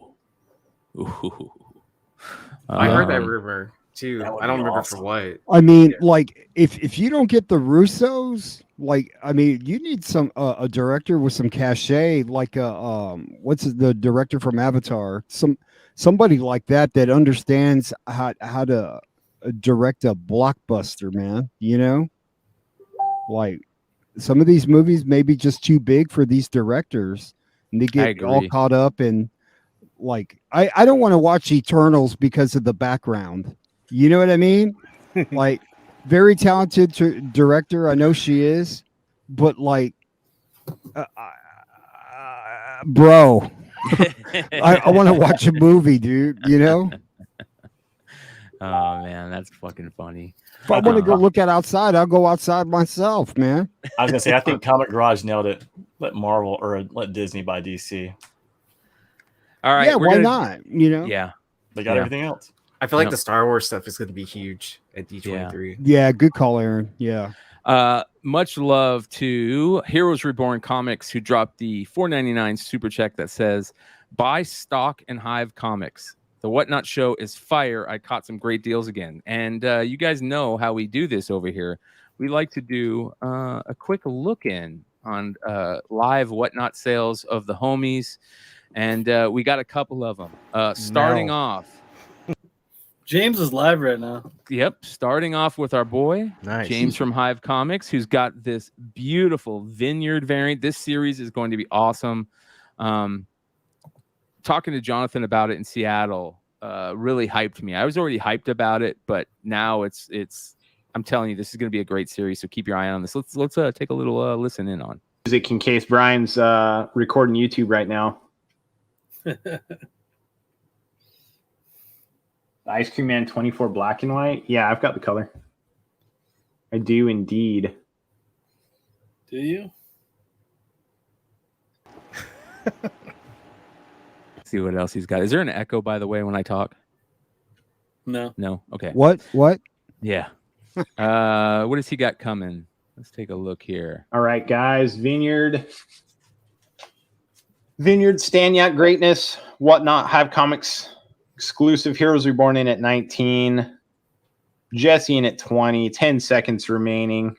Here's By the Horns. Maria. 5 seconds left. Coon. $20. 22 now. Get it going, guys. Get it going. What's going on Oh with this, wow! Jonathan? Look at that cover. Jesus, That's It's got canceled. canceled Casey Parsons cover. that's Okay. awesome. Yeah, that's pretty good. Canceled, like, canceled didn't do well for any retailers. The only one that did well was our Carbon fiber. carbon fiber. The fiber, the acrylic did okay, but I still have like 10 of those left. Hey, Wow. Brian, can we give this away later? Jonathan can probably give a few comments on. Oh yeah. Oh yeah. Is that a regular or metal? It's regular. Oof. Yeah, I love that book. John Jang. It's Yeah, beautiful. yeah. We got multiple John Jang books to give away tonight. Shout out to Louis Oliva, who sent in the 9.8. There we go. Yeah. So I just got to go find that 9.8 Look here at in a this guy. second. It's like it's a Ooh, cover look at exclusive that by his- cover. Damn, Let's that's a go. good cover. See, that's where that AI art could like replicate that. We did that cover over 2 years ago. Oh my God, bro. It's fucking like I have a lot of them left. People didn't buy them originally, and at one point we were selling medals on the website for like $50, and people weren't even buying them. Wow. For the And cold now- dead hands. What's that? Was it for the cold dead hands? Yeah, That's crazy. it's so nuts. Like we always have shit like that. I tell people when we do books, I fucking pick books. There's reasons why I pick books. I just don't do every goddamn book. I bought a lot of those on one of your Whatnot sales a couple weeks ago. Did you? Yeah, and then and James threw a nice add in on the. Oh, that the must have package. been like over a month ago. He hasn't done a Yeah. fucking sale in forever. We know who's carrying you guys. Motherfucker. Oh, I got a slab of that. 98. Oh, that's such a I pretty text book. him. I text him like every morning. I'm like, "Is today the day you're gonna start working again, dude?" And here he is. Yep, finally. The metal. He's out in James just finally moved to South Is he in Carolina. South Carolina now? Yeah. Yeah, Yep. So he started that as a buck. He's fucking crazy. is that 30? He does shit different than I do. I'm like, I'll start this So at good. $100. That's Dude, I awesome. did a whatnot sale the other day, Good. and I accused my chat of all being on food stamps. Man, I was so mad. Dude, I mean, I was just talking to Mr. Longshort about this. Like, it's a really weak market right now. Very weak, especially on whatnot. People are really getting hit by like that COVID attitude, or I'm not gonna have a job in public, or Bro, did you see Brian's whatnot? They ain't no weak market. Are you fucking It serious? depends on if you know how to sell. Man, every book Brian put up almost sold for like $60-$70, dude. Get out of here, Brian. Can't I had a hide money. decent sale today. Yeah, it's real weak. Don't go on whatnot. He gets all the customers. it's a weird market. It's weak one day, and the next, like, seriously, like that book in the picture right there. One day, James will probably sell that for like $10, and 3 days from now, I could sell that for $37 to somebody. I'll tell you, as it being a shopper and whatnot, the one thing that gets me is different now than what it was in the past. There's so many people selling, and I just kind of get lost and can just Man, there's so many bounce people around. selling junk, dude. Yeah, and it's hyping just, it up, man. hyping it up like it's something. They're it's not. honestly, it's kind of like the ski club. They just let everybody in, and it's too many. This is one of my favorite books you guys have done. I'm not a huge fan of Metallica, but that is gorgeous cover art. That cover. Shameless self promo bookmark my show. You know, if you're gonna do Metallica, you can you get Cliff Burton on there? I mean, because like nobody wants Kirk Hammett. I mean, like Dave Mustaine said it best. He does. I think he does the best he can with the talent he has. I would love to see how are they going to get a hold of Cliff Burton through a Ouija board, maybe? Hey, man, you know, there's always a way. That's a beautiful something that's killing the children right there too. Just put his base on there. You know? Oh, here's another book. If you guys didn't know, I'm going to show you guys this for the indie speckers. This book right here, I think Monday or Tuesday. Oh, those are just virgin covers. Hold on. Monday or Tuesday, Joseph Schmalke. If you guys haven't been following that guy for years, you should be. Yeah, he's amazing. We Don't Kill Spiders. He just signed a deal for We Don't Kill Spiders. And for a movie deal. Really? And where's that purple? I'm going to go find a better picture of that. Hold on. Yeah, purple foils. I don't know how many of those we actually have left, but. So is this something that you guys are doing? Oh my God. Look at this, you guys. That's another one we did like, I don't know, over a year ago. Black Caravan. Look at the different colors. Oh, look how good the purple looks. Dude, Yeah. that looks dope, dude. Hey, Jonathan, can I ask a serious question? Like, Yeah.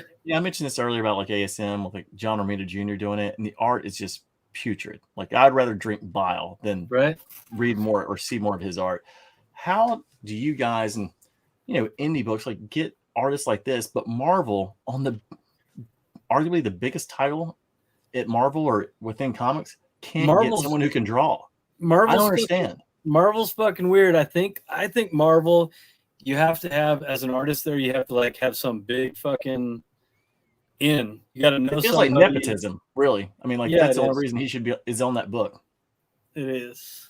It almost feels like John Romita Jr. is a corporate guy. You know what I mean? And he's a legacy. So, sure, they give him they keep him because he's just been around. Yeah. Like, I didn't mind his run in the 500s.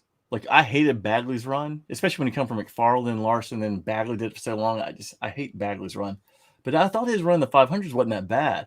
But now when I look at it, I mean, like, the proportions are just they're terrible. I mean, like, I just find like the Benzel guy just Brian shared his stuff earlier, right?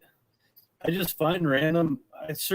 I'm on Instagram and just fucking around and run into artists, and I'm just like that guy. It's like somebody posted on Facebook, so I looked him up on Instagram, and I was just like, holy shit, why is this guy not doing fucking comic covers? Like his Marvel covers would be 10 times better than any shit that's out there right now. By the way, shout out to Uniform 13 real quick. He's been hitting me up telling me about all the killer books that he's been scoring from you guys specifically, but he also I saw something interesting. What is this right here? Uniform gave me some info, I think. What is this right here? Yeah, he always posts great books on his IG, man. He's Oh, where do you get that, bro? Yeah, it's a 1 of 1. It's got 3 different sketches on it. Who did this that? Is going to be available in his next Whatnot sale, so go check it out, you guys. Cosmic One drops a $5 super chat, says, Happy Life Day, Brian. Hope this goes towards a pre-roll. Thank you, Cosmic One. Appreciate you. More than you know. Wow, yeah, that's sharp, man. Let's see what he says about it. That's fun.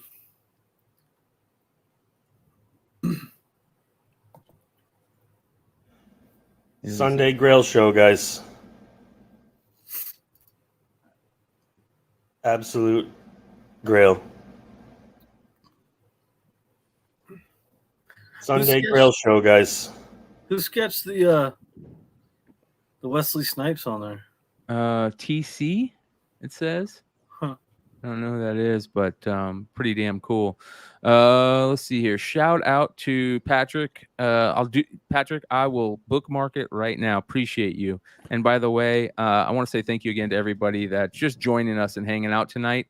Let's give we got plenty of giveaways tonight, you guys. I want to save 2 of the biggest ones for a little bit later, which are the beautiful Niobe print and then the 8 Billion Genies. But I do want to give a quick giveaway. Shout out to our good friend and fellow, let me do this, hold on, and fellow retailer, Wanted Comics.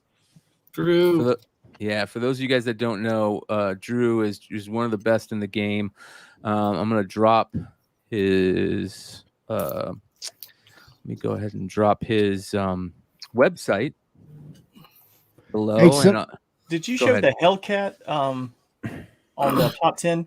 That was the one I actually bought from Drew. I didn't realize it was Drew's till actually Yi and I were, I think, out one day looking through some back issue bins. He mentioned it was Drew's on IG or on eBay, and I messaged Drew and got it from him. But he's got so many orders, it was delayed a little bit. And I just shot him a note, and all of a sudden, it's not just Hellcat that comes, and he sends over a bunch Star of Wars, a bunch of extra books that just didn't need to, but just. Well, this is what I got to give away tonight. This is a nice little package that Drew sent us to give away. We've got multiple books. We've got Daredevil, David Mack. Those are beautiful. Yeah, they are. We have got Primordial J.G. Jones. Oh, that's a great cover. We have got hold on. Was that Drew's cover? Yeah. Mhm. Yep. I don't remember ever seeing that one. Oh, it's gorgeous, man. Yeah. We have got the Eat the Rich, and we have also got, but I don't have them here, a couple other great Hulk books. So shout out to Drew. Here we go. For those of you guys that don't know, go check out Wanted Comics. Here is the first winner of the night for these Wanted Comics pack. Hey, I got something I can give away too. Let me find it. Oh, you guys have already given us one of the best things, man. I appreciate you guys. Oh, it's all right. Patrick. Hey, Patrick. Congrats. All right, bro. Nice.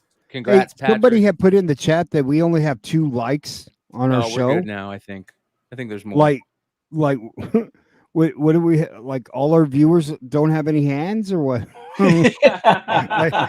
like this. All right, Mayhem. Those are our viewers. You have two All right. thumbs. Congratulations. I would have liked your show, but I don't have any hands. Voice of hands. So we're gonna continue. So make sure you guys, if you guys are catching us live, continue to be active in the chat. We're gonna give more stuff away. I got to give away, Brian. When when you get a chance. It's Oh pretty yeah, dope. dude. Hell I'm yeah. thinking about this. Mama. We've got Well, so many giveaways. I tonight, know, you right? guys. It's gonna be awesome. Do you want to bring my 4-year-old back? Because we could just push him off right now. Mama. We won't talk about anything. Next giveaway. Go. We are going to give away also stuff for the people who catch it on the rewind. So anybody who's okay. catching this on the rewind, make sure to leave a comment below. Tell us, anything you want. Just leave a comment. Tell us what you think of the show. If you're enjoying it, tell us, your latest dollar spin find, whatever. And we'll pick a winner for that next Saturday's show for the people who have caught us on the rewind. Hey, Brian, I got a birthday present for you. You want me to show it to you? Yes, Let me I show do. You may, Yes, I do. Is this like Skinamax kind of thing? Hold on. Brian's really going to appreciate this, too. Wait. Famous last words before we get canceled. Oh, wow, bro.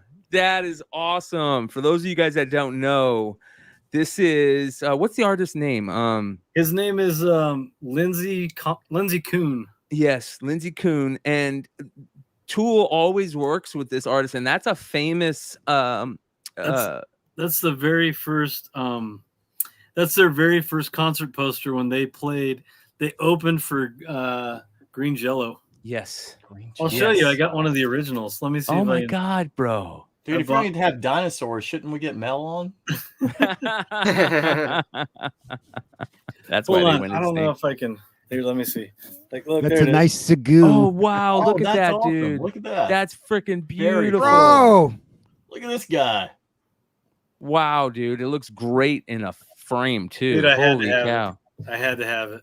Oh, that's Me and beautiful. James, we're at this little con here in West Valley, right outside of Salt Lake, and that guy was there. We bought some T-shirts and some shit, and we had him sign some books, and then he was like, "Oh, I have some original Tool posters," and I was like, "What? Fuck, let's see it." And then so James had to leave to like this party with his wife and shit, and he was like out there getting drunk. And so I buy it without him knowing, and I'm just like, and so I go drive to the party a couple hours later, have some drinks, and we're getting hammered, and I'm like, "Hey dude, come out here." And it was funny because we're like two dudes out in the middle of this neighborhood, it's quiet as hell, and I showed James this poster, and we're freaking out. We're like, yeah. Hey, Brian, on the Tool that I thought was McFarlane on that cover on that album, it's not McFarlane, right? It's a different artist. Adi Granov. That's it. Okay. Yep. And Mark Brooks also does stuff for Tool too. Dude, Granov did a San Diego Comic-Con set thing. I never got one. I don't think they sold out either. I don't know. I gotta look for that. I definitely gotta look for that. I'll reach out. It's Matt at Trinity Comics that was in charge of it. Yeah, I think I've heard about Matt. He was supposed to hold me like 5 or 10 copies of it, but wow. Hey, Patrick, appreciate you, man. Very, very cool. All right. Let's see here. What do we want to get? Oh, I know what I want to get into next. I want to do somebody, you got anybody else got anything they want to bring up so I can set up my camera for the next segment? Anybody got anything? Do you guys do pickups? Yeah, hell yeah. You got pickups? Yeah, I got pickups and 2 unboxings. Oh, nice. Wow. Let's see some quick pickups. I'm going to set up my camera while you're doing it. I'm gonna Had get some had no idea. Okay, sounds good. Forgot about this. And I get this Yahoo box, and it's, right? And this is what's in it. Oh, shit. yeah. Hell yeah. Great. Good for you, man. Yeah. I should have known that because I got a really smoking good. The guy was not selling comics. This was the only comic he had. And I got a really good deal on it. I should have known, like, you know what I mean? Doesn't have Gemini's and stuff.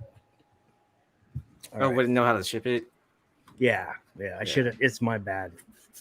You know what I mean? Like, you know how you catch something like just you're the newest listings on eBay or anywhere you go, and it's somebody's puts a lot out, and there's like a Uncanny X-Men 266 or something there, and they're so you try to grab it real fast, you forget to tell them, hey, make sure you send it. You know what I mean? That's when you know you're going to get a score, when you see a badass comic and then they have clothes for sale, right?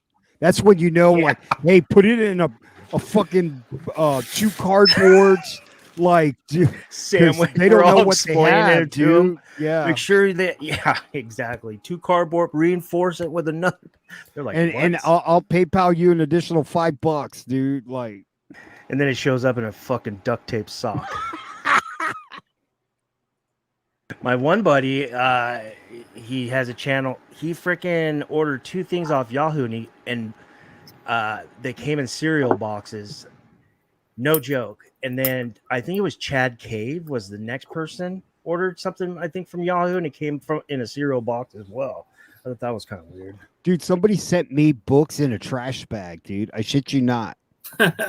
It was in a box, but they Joe, put that all was the me. comics in a trash bag. You're not supposed to actually bring that up. I had a All book right. sent in a vinyl record, sent media mail. Whoa. Yeah, it was random.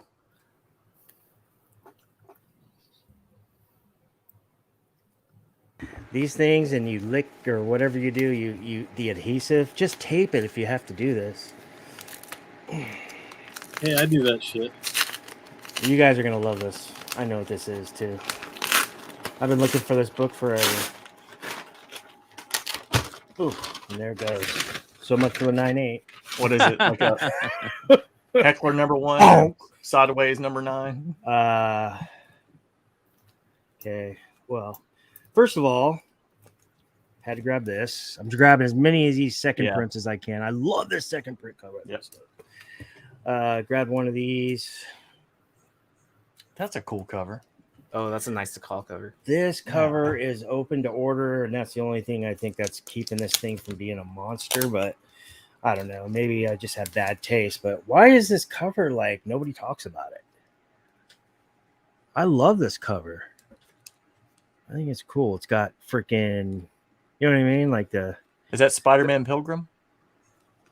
some kind of One in the spider. corner? There's so many Spider-Man. There's even a Spider's Man made of spiders. Is that a 1 in 25? I can't remember. No, it's open to order. It's open to order. Oh wow. Yeah, Bengal colored it. I don't know whose signature that is, but all right. Here's the money shot. The money shot is for you, Brian. Bam! Yeah. Claim. Nice. Bam! Been looking for this for ages. Wow, yeah, I dude. thought Brian had it, but he didn't have it listed on his show. I won't sell that. I have. I will not. That's one of my top 10 favorite covers of all time. I will not sell that book. Who's the artist? Come on now. Michael Hughes. Yeah. Here's the thing that pisses me off is now they're all artists are homaging that. Oh, man, that just hurts my soul, dude. You It only, really you only hurts strike my soul. lightning once, man. You know. All right, here's the other one. Or like, did I say that right? Oh, did you guys get a chance to? I dropped some of the links in the chat rooms, but did you guys get a chance to buy any of these optic hanger packs at Target? I They saw were the up link, there but I all saw it week. late. Yeah. I opened one off camera, and the hit I got was the Justin Fields. Oh wow. Oh, shit. Hollow. Wow. Trying not to open everything right now. Trying to leave stuff sealed. At least the Bowman stuff. You know what I Hey, mean? did you send that Caulfield off to get graded? Not yet. I am doing all comics pressing and sending to CGC. I can't do anything cards right now. Trying to catch up. Have you But bought in yes. the Series 2 hockey? Yes. I don't have the what's his name, the defenseman from Mo Detroit. Sider. I don't have his young guns, but I have all the other ones. I have the other dude, the other Detroit dude. What's his name? Lucas Raymond. Yeah. And then the extended series is loaded too. There's a bunch of good dude. This might be the best. That's why I Upper Deck wanted to know young if guns. you'd open them because I mean your hands, they're hot. Not for Upper Deck, man. I don't know. I sat in backstage with Brian. And I opened 2 retail If you boxes. got that Cole Caulfield, don't tell me your hands aren't hot. No, I opened 2, one retail box and 1 hobby box of Kaprizov's year, and I only got 1 Kaprizov. Pissed. All right. Thank you to the retailer who hooked me up with these 2. They really hooked me up.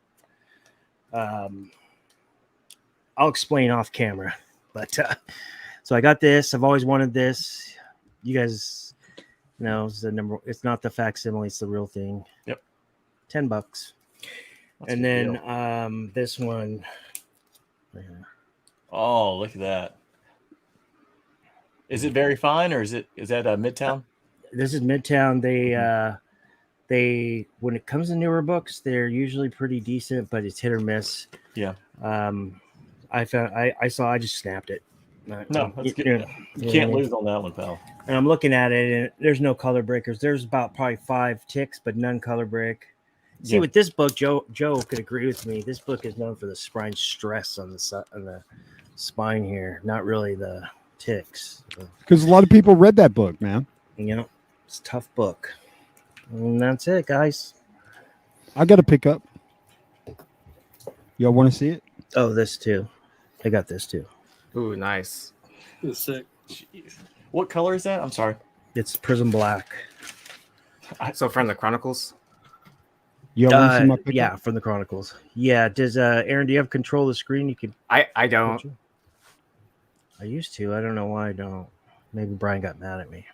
I'd rather just look at $1. Just kidding. Well, you could be signed into. Do you have your own account?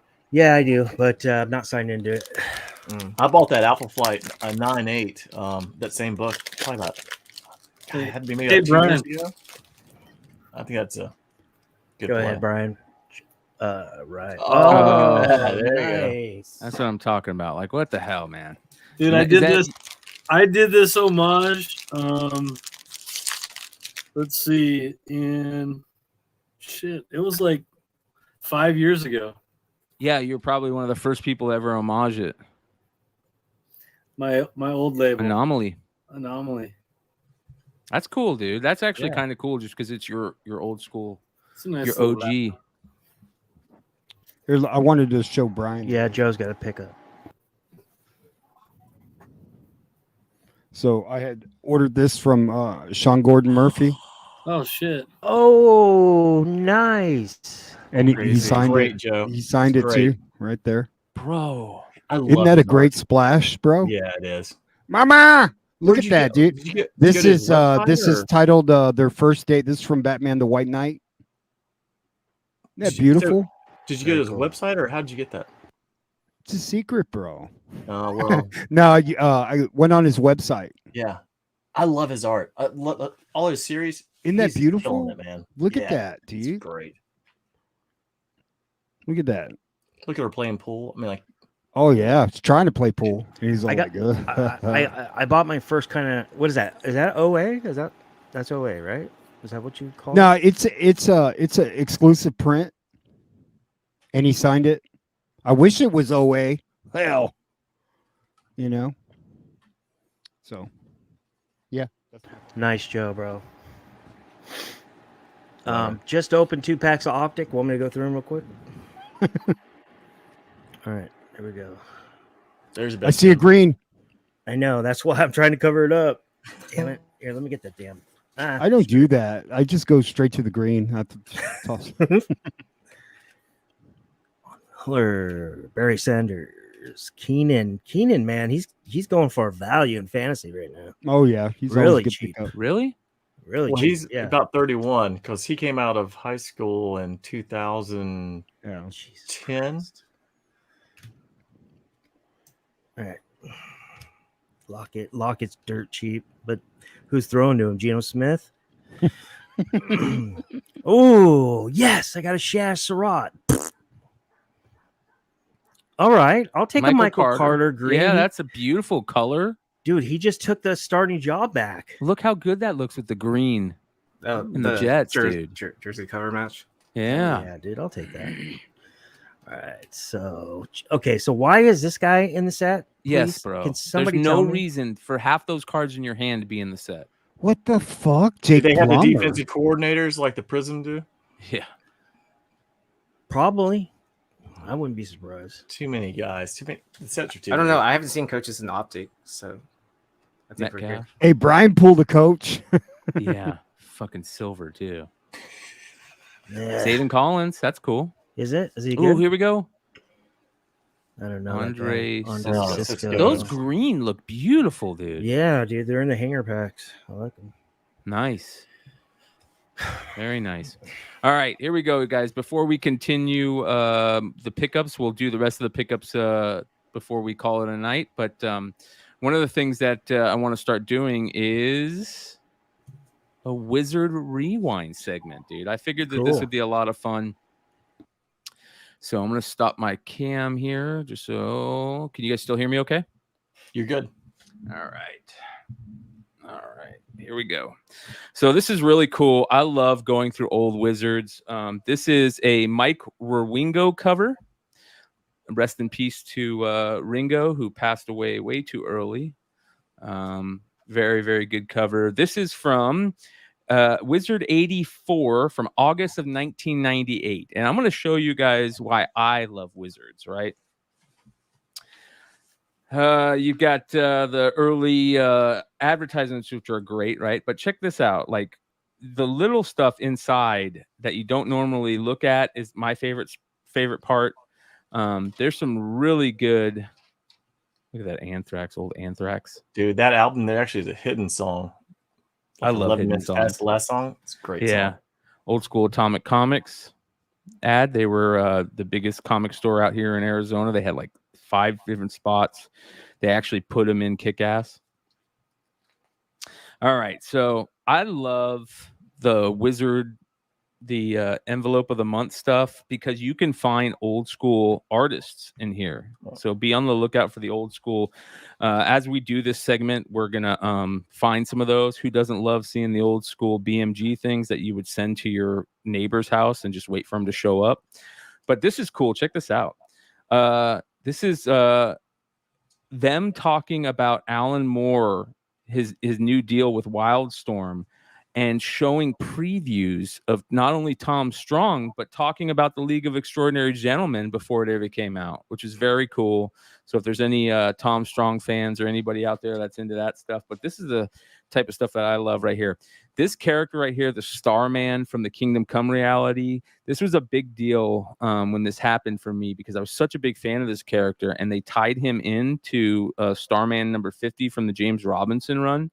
And that Starman run with James Robinson is just one of the best runs in all of comics history. So be on the lookout for that. If you guys ever see it, who doesn't love that? Basketball, right? Old school Joey Diaz. Talks about May Parker and the Spider-Man universe stuff. How about this? This is cool. I didn't know this, and I would love to know if he still owns this, but McFarlane buys into NHL franchise. Todd McFarlane has just pulled off his greatest power play. The National Hockey League gave final approval on May 4th to a group of local investors to buy the Edmonton Oilers. Part of the group, Spawn creator and lifelong hockey fan Todd McFarlane, who was born 3 hours from Edmonton. So what's his involvement? McFarlane said, "I'd rather not say. Let's just say I'm in, and I own a lot closer to 1% than 100%. But designing new logos and jerseys is not what I came into this. I got into this because I don't want to see another Canadian team move out of Canada. But work like that is what I do, so it's in the back of my head." Spawn's involvement. Since I don't have a big stake, I've got to ease my way in. After a while, I think I can give another partner a song and dance and do some cross-merchandising things with Spawn. I think I can add some signs and some other stuff to the arena soon. And if I've got a Spawn Zamboni that the Plymouth Whalers will use, I'll have to see if we can use that. Do you want to get Wayne Gretzky back? And he says, I don't think it will happen, but someday they're going to retire his 99 jersey, and I'll be there. That's super cool, man. You know, he did a jersey for the Oilers. Yep. And he also put the kid wearing the Edmonton Oilers jersey on the Spider-Man special. Yep. So, all right, let me find some of the cool stuff here that I really want to show you guys. So, here's some interesting stuff. I've never seen this. This is a Witchblade crossover with this Weasel guy. And these types of books now, because you have fans of the old Witchblade series, could be something worth looking out. But this is cool. Check this out. Viz Comics. July's Dragon Ball Z number 5 features a battle to the death. It's Goku and Piccolo versus Raditz. And someone bites the black bag. So That's interesting. These are all little things in here, but getting to see Alex Ross come up with ideas for Earth X, right? I love this. Last Man Standing were always fun, but this is cool where they talk to all the artists about let me try to get that light out of there. They talk to all the artists about the spirit, and we were kind of talking about this a little earlier in the show about the Spirit Weeklies. And for those of you guys that don't know, Will Eisner, who created the Spirit and is one of the biggest creators in comics history, and they named the Eisner Awards after him, is one of the most beloved artists by artists. And it's got a lot of really cool things of artists talking about him and all that stuff. This is really cool. So rest in peace to Michael Turner. Passed away way too early at the top of his game. This is him talking about Fathom and how he created the characters. Very cool. I think this issue came with a Fathom Zero too, if I remember correctly. Beautiful. Look at that. Just gorgeous. Con guide, right? A con survival guide from back in the day, dude. Look at Kevin Smith and Jason Mewes. You know Jason Mewes is on one right there. That dude just walked out of the bathroom with a needle in his arm at this point. Some cool stuff. Peter David. Ascension was one of my favorite all-time books when it first started, dude. I was such a big fan of David Finch and Bat, and this series was kind of like about about angels and stuff, and I'm really into that stuff. That was a cool series. Howard Mackie taking over Spider-Man back in the day when after the Clone Saga. Of course, you remember a lot of this stuff. This is the Power Players. This is one of the things I wanted to show. Power Players, representing the 25 most powerful people in comics from 1998. Okay, you ready? 25, Howard Mackie. 24, Alan Moore. Richard Starkings at 23. Jeff Smith at 22 from Bone. This is really cool. The team of Burnett, Dini, and Tim went because they created Batman Adventures, and this is when Batman Adventures was just first starting and getting big. Dan Jurgens at 20. Mike Carlin at 19. Joe Quesada and Jimmy Palmiotti at 18. This is back when they were doing Daredevil. Chris Claremont at 17. Look at how young Garth Ennis. Look at that. Grant Morrison at 15. Look at how young Grant Morrison is. That's badass right there, dude. Kevin Smith at 14. Joe Kelly when he was first taking over Deadpool. So that's kind of cool. Kurt Busiek at 12. Joey Mad at number 11. Joe Madureira was he was awesome. Oh, man, was he such a big deal at this point. I love the Flaniks back when he did the whole run in Uncanny back in like 94. His art is just beautiful. Yep. Steve Milo at 10. They say president of Another Universe comic stores, mail order and online subscriptions. Combined, his stores sell more comics than any other retail chain. Another Universe is one of the first comic book stores to ever start putting stuff online. So that's pretty cool back then. Hey, before you turn the page, do you want to guess who's number one? I want you guys to guess who's number one. I'm going McFarlane. Who? McFarlane. Okay. Is this like 97? 98. 98. With Silvestri? Possible. He'd be up there. I could see him being up there. All right, you ready? Like I think all the Image guys like Liefeld. Yeah. But it's McFarlane. I would think Michael Turner at 9. That's who I would have guessed if I didn't know it. I would have think Jim Lee was number 1. And this is what's crazy because this is when Jim Lee was doing that new series, Divine Right. You remember that? Mm-hmm. There's Silvestri. It's got to be Stan Lee. It just has to be. Alex Ross at number 6. It's McFarlane. Bob Harris, editor-in-chief at Marvel at the time, at number 5. Jeppy. Look at that. Steve Jeppy. Gangsta. President and CEO of Diamond Comics. Why he's number 4. If you bought a comic, he made a nickel off it. In most cases, Steve Jeppy's Diamond Distributors is the only way fans get their favorite comics. Not anymore. Are you going to tell me that he doesn't look like Joe Pesci from Goodfellas? What am I, a fucking clown? Do I fucking amuse you? You motherfucker. Paul Levitz, DC vice president, right? An editor. Joseph Calamari at number 2, the number 1 guy at So the here's the number best 1 part. comics Either poster. Stan Lee or Todd McFarlane's left off. It's got to be Liefeld. because You there are got no it. movies. You know, Stan Lee wasn't. I mean, obviously he was big in Absolutely comics. nice But name. Look at that glam photo. I know. Totally. At the J.C. Penney at the mall in Edmonton. He looks like a devil worshiper, Yeah. right? Yeah, or Flock of Seagulls. Flock of seagulls. Oh man. All right. So this is cool. Of course, shout out to Mighty Mel V and Mel doing his casting call, but they cast a Hitman movie in this one. Hitman was a big deal at the time. It's pretty interesting. They got a young Daniel Day-Lewis. the guy from NYPD Blue. Yep, Dennis Franz. Yeah. A Die Hard Part 2. All right. Let's get into some of the cool stuff here coming up. South Park rolls on. This is back when early South Park was coming out. Respect my authority. Uh-huh.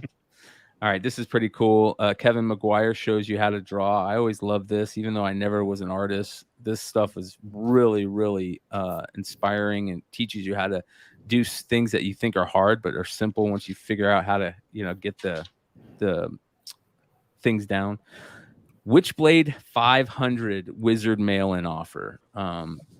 Witchblade was so hot, and they actually sent issues of these out signed by Michael Turner, and you could still find them, and I still haven't found one.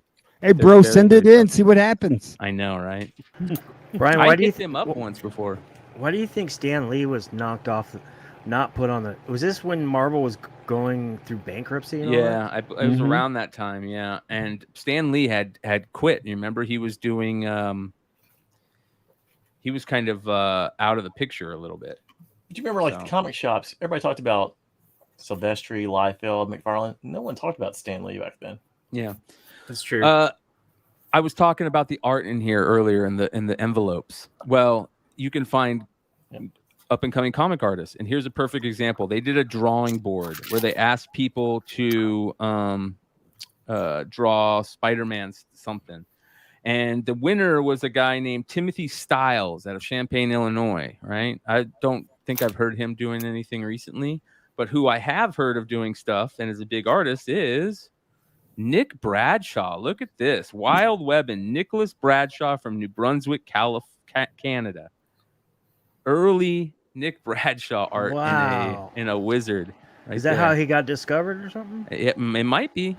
It might be. Hey, Brian, do you want me to bring out what I submitted to Wizard? Yes. No, I still have it. It's in Yes, the other I room. do. Okay. We definitely want to see that. Fucking A. It's Spider-Man too. That's the funny part. Yeah. There's a couple more. David Yee, Richard Cameron, Javier, and Pete Castillo. This is back when they used to put the toy figures in it, and they had people make toys. You remember that? But this is when Star Wars was getting ready to release the expanded universe figures with Thrawn. These were a big deal back in the day. The Mara Jade figure, they were tough to find. You can get them for really cheap now. These are wish list figures. So let's look at the figures they had on their wish list back then. South Park. There was no South Park figures at the time. Thunderbolts. Spirit of Yoda, which they eventually made as a Toys R Us exclusive that you can only get at Toys R Us, and I have probably 30 of them in a bin behind me. Bastion, Nightwing, Black Widow, Guri, Prince Shizor's right-hand gal, who I don't think they ever made a Guri figure, did they, Nate? Or any of you guys? I don't think they did. Amalgam figures, Commissioner Gordon, and Hercules. All right. We're still not even at the cool shit, you guys. We get to the cool shit, and you guys are gonna be super, super surprised. I think this Toons here, this issue has some type of major first appearance in it, right? And I can't remember what it was. Is it South Park? Maybe, I don't know. Big Leg knows about that. All right. Here's the homemade heroes, which is very interesting. Back then, they didn't have Star Wars Lego figures, so they made them on their own. Oh, which that's is very really neat. right. Here's Naomi Sunrider and Oleg Keldorma figures, which they eventually made. Max Faraday, Jim Lee stuff. Here's the top 10 heroes and villains. Pretty simple. All right. We're getting to the good stuff, which is On the Edge. Off the Beaten Path comic books. Crack Baby #1. You guys, we got to find this book. Psychic Donut. Once in a great while comes a comic that will touch the heart and stir the most noble feelings in its readers. Crack Baby is most definitely not that book. Join Crack Baby, Smuggles the Tapeworm, and Elvis Liver 2000, a robot containing an Elvis liver, or Elvis's liver, and Dr. Smiley, the abortion clown, as they do, well, some nasty stuff, by Rube Heckler, who says, quote, there's something in here that is going to offend everybody, but the problem is you're going to laugh anyways. You're going to be offended and you're going to laugh. You can't help it. Talk about a difference in... There's one on eBay right now. Oh shit! It won't be there much longer. How much is it? $4.95 or best offer. Oh my You god! gotta buy it, bro. Buy now. that. He's gonna buy Somebody's it. gonna steal it. Shit, offer him $10. So that's awesome. This would never fly these days. All right. These are just talking about books that were, given back then. They used to give grades to new books that were coming out, which are pretty cool. This is kind of cool, old school Darkstalker stuff from Viz.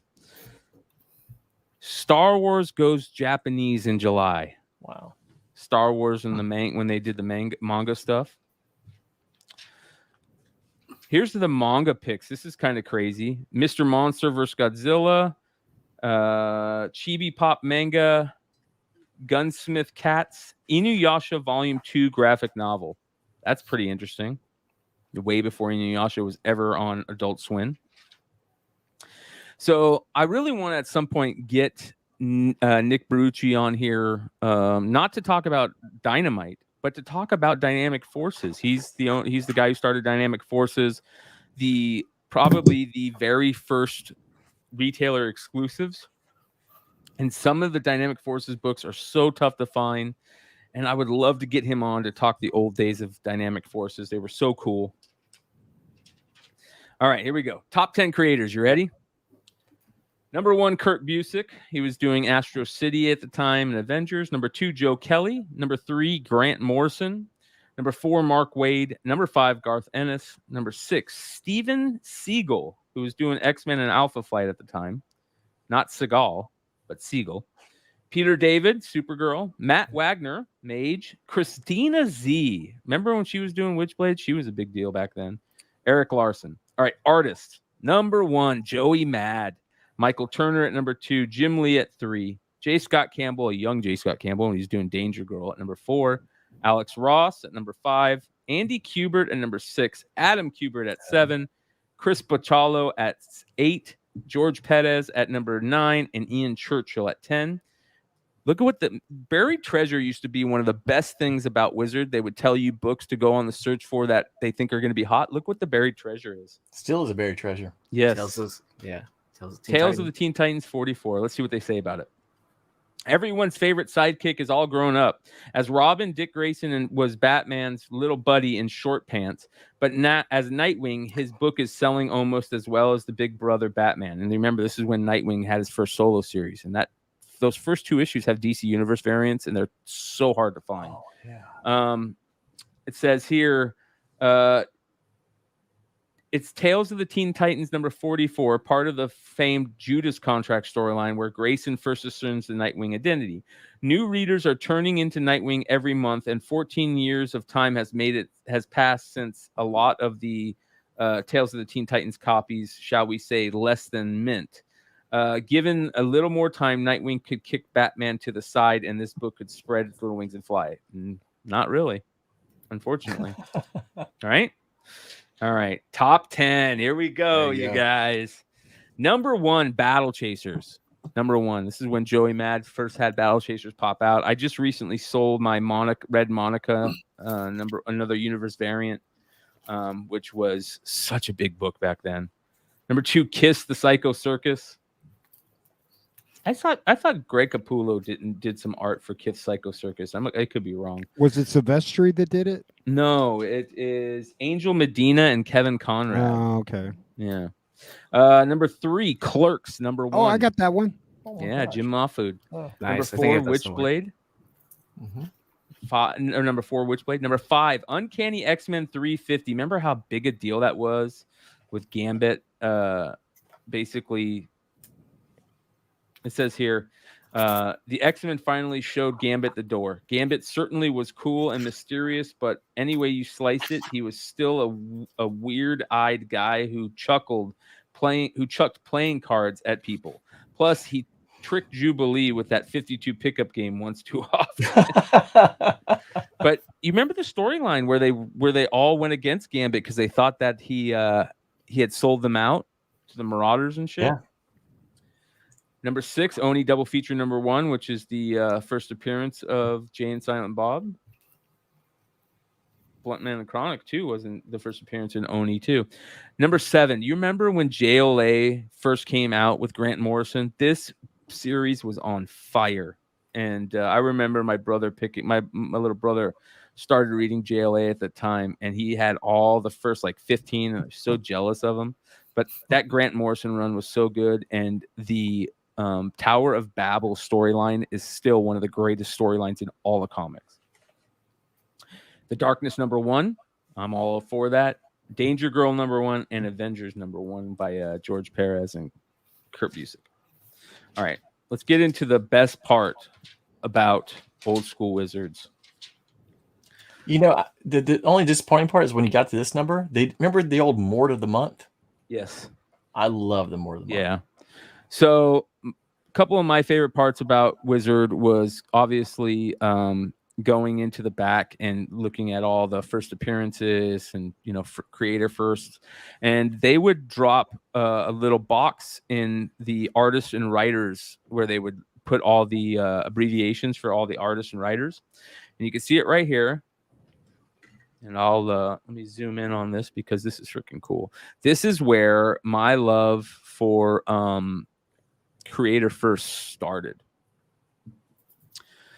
First time, it was the name of the little article, Creator Debuts. Alex Ross. Alex Ross launched his painting career as Terminator the Burning Earth number 1 from New Comics. His landmark works include Marvels and Kingdom Come. So most of us already know that Terminator Burning Earth is the very first Alex Ross professional art. Frank Frazetta's, and we've talked about this one before. This right here is the reason why this book became one of my grails, and I still don't own it. Tally Ho Comics from 1944 is the first professional Frank Frazetta anything. He did the little snowman in there. So tough to find. John Z, I was so jealous of him because he would always find them for cheap, and I've been looking for that book forever. Keith Giffen, his first was in Deadly Hands of Kung Fu number 17. Eric Larson was Megaton number 1. Bob Kane, his very first professional work that we know of was Wow, What a Magazine number 3 from 1936, and I've never seen that. Todd McFarlane, Coyote number 11. Frank Miller, Weird War Tales number 64, which turns out they were wrong. It's not Weird War Tales number 64. It is Twilight Zone number 84. Howard Porter, Darkstalkers number 13. Joe Shuster, New Fun Comics number 6 from 35. And Barry Windsor Smith, the great X-Men artist. His very first public or professional work was actually in an X-Men thing. And I swear that he might have been in a magazine too. So be on the lookout for that. They do a really good old school interview with Billy Tucci. Look at Billy Tucci. I thought that was Kramer when I fucking saw it from further back. I was like, shit. Billy Tucci is awesome, dude. I love watching him nowadays. He's so funny. All right. Best part is this. Now, I love finding these and trying to find old books, right? And one of the best things that I try to tell people all the time about is back in the day, Wizard really didn't show any love on Batman Adventures 12, right? They had the first appearance of Harley as the graphic novel or Mad Love, right? And if you look right here, where is it? Batman Adventures. Now, let me see if I can zoom in on this.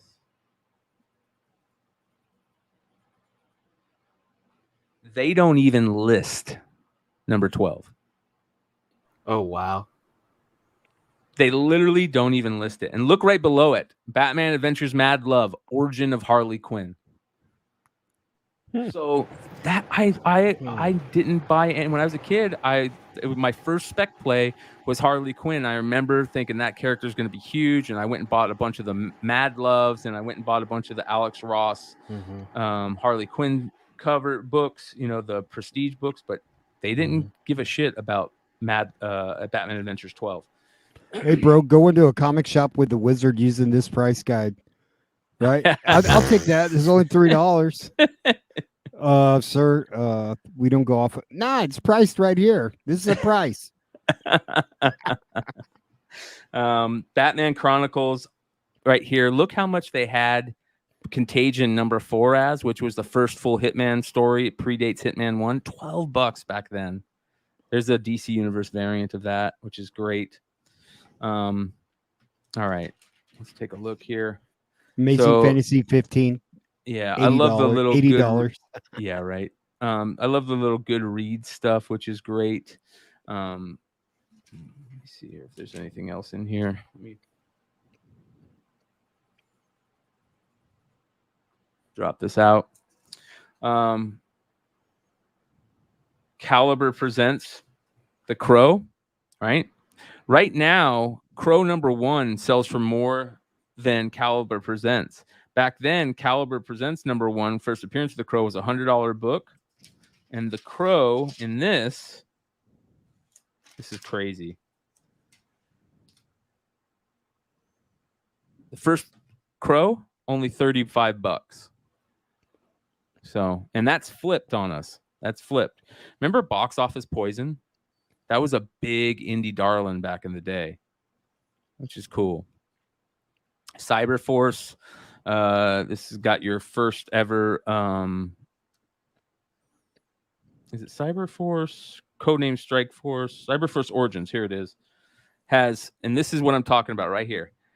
Cyberforce Origins number 2. First Michael Turner work. So that's why I really love going through these things. Do you think that's right? It is right. 100% sure? right. Yes. Yep. Okay. They got Cyberfrog on there. Look at that. Crying Freeman. Remember that? Let's see here if there's anything else cool in here real quick. Deadpool really wasn't that big. Let's take a look at New Mutants. Number. Let's see. Where's the New Mutants? $3. How much do you guys think? What do you guys think? Look at this cover. I bet first appearance of Cable's more. All right, here we go. I say $3. I'll say 7.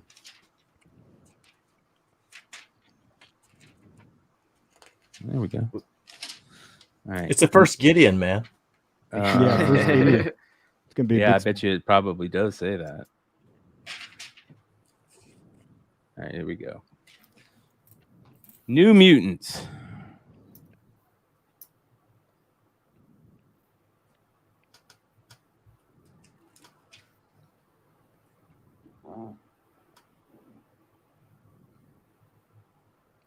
So they got Cable on here as a $20 book. Ooh, wow. New Mutants 98. Right here, you guys. First appearance of Vanessa as Domino, Deadpool, and Gideon. $9. Shit. Oh, I knew it. Cable would be more expensive. yeah, Cable was big. I mean, 87 was expensive for a long time. Yeah, that's awesome, dude. That's so crazy, man. Damn, $9. That's a lot of money, dude. Yeah, let's look at how about some Moon Knight, Stephen Platt stuff. The Platt stuff wasn't as hot as I thought it would be. Yeah, I thought I'll probably platinum. more than that. Yeah. It just came out though, I think, Oh, okay. at that time. Let's see here if there's anything else cool in here that I can find really quick. So Brian, when you finish, I have my wizard art. Okay. Oh yeah. Yeah, hurry up, Brian. I know. I want to. Yeah. I want to see it. Dennis, So, said, anyways, Dennis we are- said he traded his New Mutants 87 for an 80 in the 1992 to a shop. We're gonna Nice. this is gonna be a regular segment, you guys, and I'm gonna start finding things as we go and marking them. But that's why I just love these old things. Let's look at Star Wars, right? Oh man. Yeah, you ready? All right, Star Wars. Here's the Marvel run. You got $425 for the 35-cent variant, which is kind of cool. How about the first Boba Fett? Was it like It's 20 not bucks? even listed, you guys. Oh my god. Empire Strikes Back adaptation, 39 through 44. All right, Star Wars Battle of the Bounty Hunters, Star Wars Jabba the Hutt, Star Wars miniseries. I would think Dark Empire would be the one that'd be the most expensive. Yeah, it probably was. All right, here's Dark Empire number 125, the Platinum Edition 40. So there we go. Not bad for the Dark Empire stuff. All right, let's go up here. Dark Empire 2, Droids, Empire's End, Shadow of the Empire, Splinter of the Mind's Eye, Tales of the Jedi. Where's the Dark Horse run? When did the Dark Horse run start? They were all Dark Horse then, except for the Marvel, the original series. I mean the Volume 2. You remember the Volume 2 that has like the first appearance of Asherad Het and all that stuff? Because might not have started yet. I don't, because they did like Dark Empire 2, like they did those miniseries, and then even like when they started that run, they were miniseries, and then they started like legacy numbers. Yeah. Yep. Swamp Thing. How about Turtles? You guys ready for this? Oh shit. Oh yeah. This is funny. Oh man, if we can only go back in time, you guys. If we could only go back in time. Teenage Mutant Ninja Turtles. Number 1. $330. Wow, that seems like a lot back then, right? Oh man. I bought that lot from a friend of mine in '88. He had 1 through 20. That's how I had that one. Wow. What'd you buy it for? I bought it with Transformers, so I got like all of Minosaur and Superion, basically all the combiners, Bruticus, and my dad gave me a check for $70 for my birthday. I remember my dad came home for lunch, and I said, "Dad, I know what I want for my birthday." He goes, "What do you want?" I was like, "A check." He goes, "What?" He goes, "For $70." He goes, and I was like, "Can you make it out to Hung, my buddy?" He goes, "What are you getting?" I'm like, What was his name? His name is Hung Ma. Great guy. And but he had everything. I mean, he collected everything. He had it all, but he was trying to, I think he was trying to sell, get out of toys, and he was getting more into cards. And so he was like, he liked the art. He started getting to McFarlane. So, just look out every once in a while. Look at Randy Queen. I totally forgot about what Randy Queen looked like. Dark Child was such a big book at this time. All right. And then, so finally, here's the back. Back is always good. They talked to John Byrne, I guess. But anyways, that is the very first Wizard Rewind. Love it. All right. Let's see. I am so stoked about this because I've only known 2 people that have ever sent anything in to Wizard. Did you get it did they publish? No, so actually I have the original sketches. So the first one I started off with, like, I love Spider-Man. So I started off trying to kind of mimic the size and doing Mysterio. So I took my Wizard magazine and put it up, and this is gonna be probably hard to see, but So that was my Mysterio. You can see I was trying to like get the lettering down. Yep. And Go everything. closer, yeah. So then I was like, well, I'd rather do Spider-Man because I love McFarlane. And where'd you go?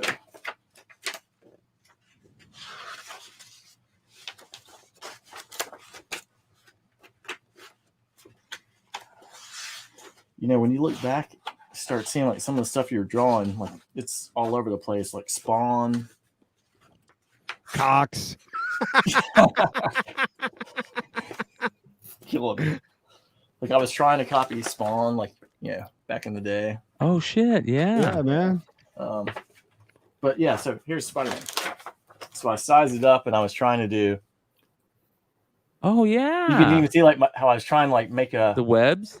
Try to make my name like classic. McFarlane, Yeah, like rising star with the star. Hey, that's beside it. pretty good, Nate. That is good, dude. How old were you when you were doing that? 13. Bro, you should go back and color it, bro. Colorblind, man. Oh, yeah. Well, I'll Awesome color it. Sauce Send it Radio to me. Says, I was published a couple of times. Patrick said he was a couple. Well, that's great, you guys.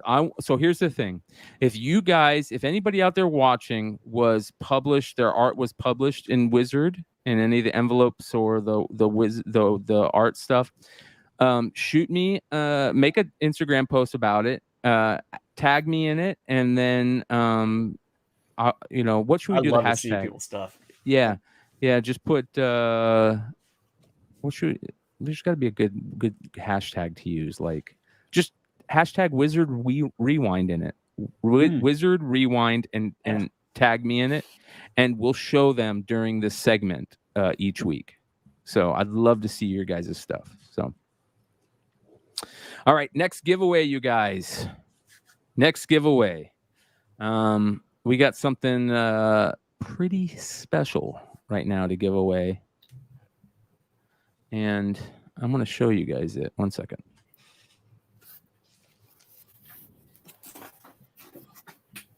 Got to jump. I love you guys. Check that mailbox. All right, take it easy. I will, man. I love you guys. 5,000. Later. Oh yeah. Ooh, nice. Oh wow. Yeah. I got my daughter one of those. I got to get it framed. Bro, this is so beautiful, dude. Yeah, make myself big here. So this is a major piece that Hive gave us to give away, you guys. It is signed and numbered, number 12 of 30. Absolutely gorgeous. It's going to be expensive as hell to ship it. I know it is. So we're going to send this out to the winner. And this is a big thank you to everybody that has helped all of us. 5 months ago, over 5 months ago, we had this happy family going and everything was going great over at Flipside. And then things just kind of fell apart. And a bunch of us kind of jumped away and started our own thing, basically. And you guys kind of put us on your back, all of us on your back, and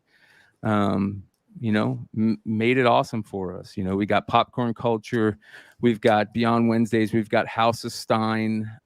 Yee's doing amazing stuff on almost every channel. I'm having fun, Yeah, not having to worry about getting yelled at for not doing editing anymore. So it's been pretty amazing, the community and how much you guys have supported us. And there's been some amazing retailers along the way. We've talked about Wanted, we've talked about Bird City, talked about Jesse and Wonderworld Comics, and Hive is definitely one of the guys. So James isn't here for me to say thank you, but Jonathan is. Jonathan, thank you so much, man. We appreciate you guys more than you'll ever know. And you're such a big part of not just this community, but the comics community in general. And I think you guys have a very important role that you're playing, especially showing us these up and coming artists that might, I'm going to drop it, that might not get much publicity otherwise. So continue to do what you guys do, and we appreciate you. All right, here we go. Here is the winner. Thanks, for everybody. You got 10 seconds right now to type something in the chat. If you haven't typed anything in the chat, you've got 10 seconds for this gorgeous Niobe print. Absolutely amazing. Shout out to Stranger and Comics and Sebastian. I saw Sebastian working his magic. And dude, that dude is like, I think Mel put it the best, the way like he draws you in with his pretty face and those eyes that like you can just get lost in, even if you're not attracted to him. It's like I was at his table. I think it was Emerald City. It might have been San Diego, and I'm talking to him just like friends, like oh blah blah blah. And I swear to God, 30 seconds into it, he's trying to sell me every fucking thing. Yeah. He's awesome, dude. He is working his ass off. I really hope that seeing the option work its magic, and actually show up on the big screen happens for him and everybody that's a fan of the content and the IP that he's created and helped create. It's amazing stuff. So here we go, you guys. Thank you to everybody that's been here tonight. Thank you to everybody that's been in the live chat. Don't worry, you guys. All of you who are catching on the rewind, we have a really amazing giveaway for you guys. So here we go. The winner is. Please don't be in Singapore. Please don't be in Singapore. It would have been awesome if it was Lewis because I could just drive it over to him. Louis V. Louis V, congratulations. Here's an awesome giveaway that you just won. You're going to be super stoked. I really, really hope that you get this framed. He just left too. Did he just leave? Please don't tell me you left. Please don't tell me you left. But hopefully you get this framed, and this is something that you're going to put in a wall for everybody to see because it is gorgeous. Oh, here he is. Here he is. He almost left. Nice. He almost left and he heard his name. Yeah. Congrats, Louis. This is badass, man. Absolutely beautiful. Is this Avatar from Detective Comics #1? Not number. Is that number one? Comments. I don't know. I don't know if it's number one. Yeah. Hell yeah. That's awesome. Congratulations. Where are you at, Louis? So I can know if I'm going to have to ship this and go get a loan to ship it to you. Oh, I'm trying to see who put it in the comments. Somebody put that won't fit in the PO box. Yeah. Who said that? So that's pretty great. Cool. Congratulations, Louis. All right. Let's get on with the show. Pickups. Let's continue pickups. You guys got any pickups? Oh, I got a pickup. Hold on. Ooh. Let's see. I don't even buy this kind of shit. I'm pretty sure James grabbed this for us, but it's Lobos who just did our what do you call it? Gun honey covers. Yeah. So there's a nice virgin set of Miss Meow #1. Miss Meow. I don't know. Hold on. I'm looking at this right now. We are going to show this because this is badass. Did you find a better picture of it? Oh, yeah, man. Oh, yeah. Look at this. He's so fucking good. Dude, he is amazing. I'll tell you, he's got a ton of Marvel and DC covers coming out. Oh, man. He's about to blow up. That is crazy. That is nuts. Beautiful. Well, listen, the by far the best. Well, I'm not going to. I don't know if it's the best. There might be something I haven't seen out there, but it's definitely one of the best covers or artwork that he has ever done. Is your guys' Gun Honey stuff, and I want to show that real quick because if you guys haven't seen this stuff yet, it's next level. Look at this. Oh my God. I told James Jonathan that you guys better have an extra one laying around somewhere because I didn't get one. Look how beautiful that is, dude. Oh my God, you guys. Yeah, I can't wait to actually see it on metal. Yes, this is metal, a metal cover right here. A metal cover. We should have done the whole print run pink version. Yes. Pink gold. Pink and gold. Oh, that would have been cool. The background. Oh, with the honeycombs. Yeah. it's Dude, the hive stuff. exactly Having him put in spectacular. the hive. What do they call those? Honeycombs. Yeah. Uh-huh. It just makes it. It's perfect. It is. Like, and here's the cool thing: you don't have to stick your logo on it, It's to know it's a subtle. hive book. It's Yeah. very subtle. He did the same thing on that decal. Oh yeah, we're definitely going to show that. Oh, So yeah. this is Gun Honey #1 medal. There's also you guys did a silver and a black and white, right? Yeah, well, we did the gray with the white, and then just this gold medal. That was it for the number one. How many gold medals are there? 50. I think we got about 8 or 9 left that we didn't put up for sale. Oh my god, dude. So beautiful. All right, here we go. Let's where's the next one? Everyone's like, it's like Yeah, claim. Yeah, I'm like, not it. I'm like, All right, let me go by. I love how you guys got the filter on there, but Lobos is not. No, wait, it's not Lobos. It's Gun Honey. All right, your guys' website kicks ass, bro. It's very good. All right, here we go. Look at this, you guys. This is number 2. Oh my god. Dude, I woke up late from drunken chat last night. I was like, fuck, I'm gonna miss the medal one. And then I checked the website real quick, and I was like, oh, they still have the medal. So I was like, Yeah. I'm gonna buy. There's still medals left on this one too. Yeah, virgin foils. There's a 5-pack of virgin foil that's sold out. Metal covers are available, you guys. They are available. So let me drop this in the link in the chat. Okay. So this is for anybody out there that wants to score one of these. You got metal still available, and they are gorgeous. dude, that's. I mean, and again, how subtle is the honeycomb? Yeah. My favorite Love it. part is that it's a homage to Forgive Me Father #2. Yeah. This is Gun Honey issue 2. Like, It Ye- says ye- after decall. I just found that. Yeah, it says after the call on that. you found the Honeycomb. Forgive Me Father? I did. Ah, I still don't have one. Where'd you find it at?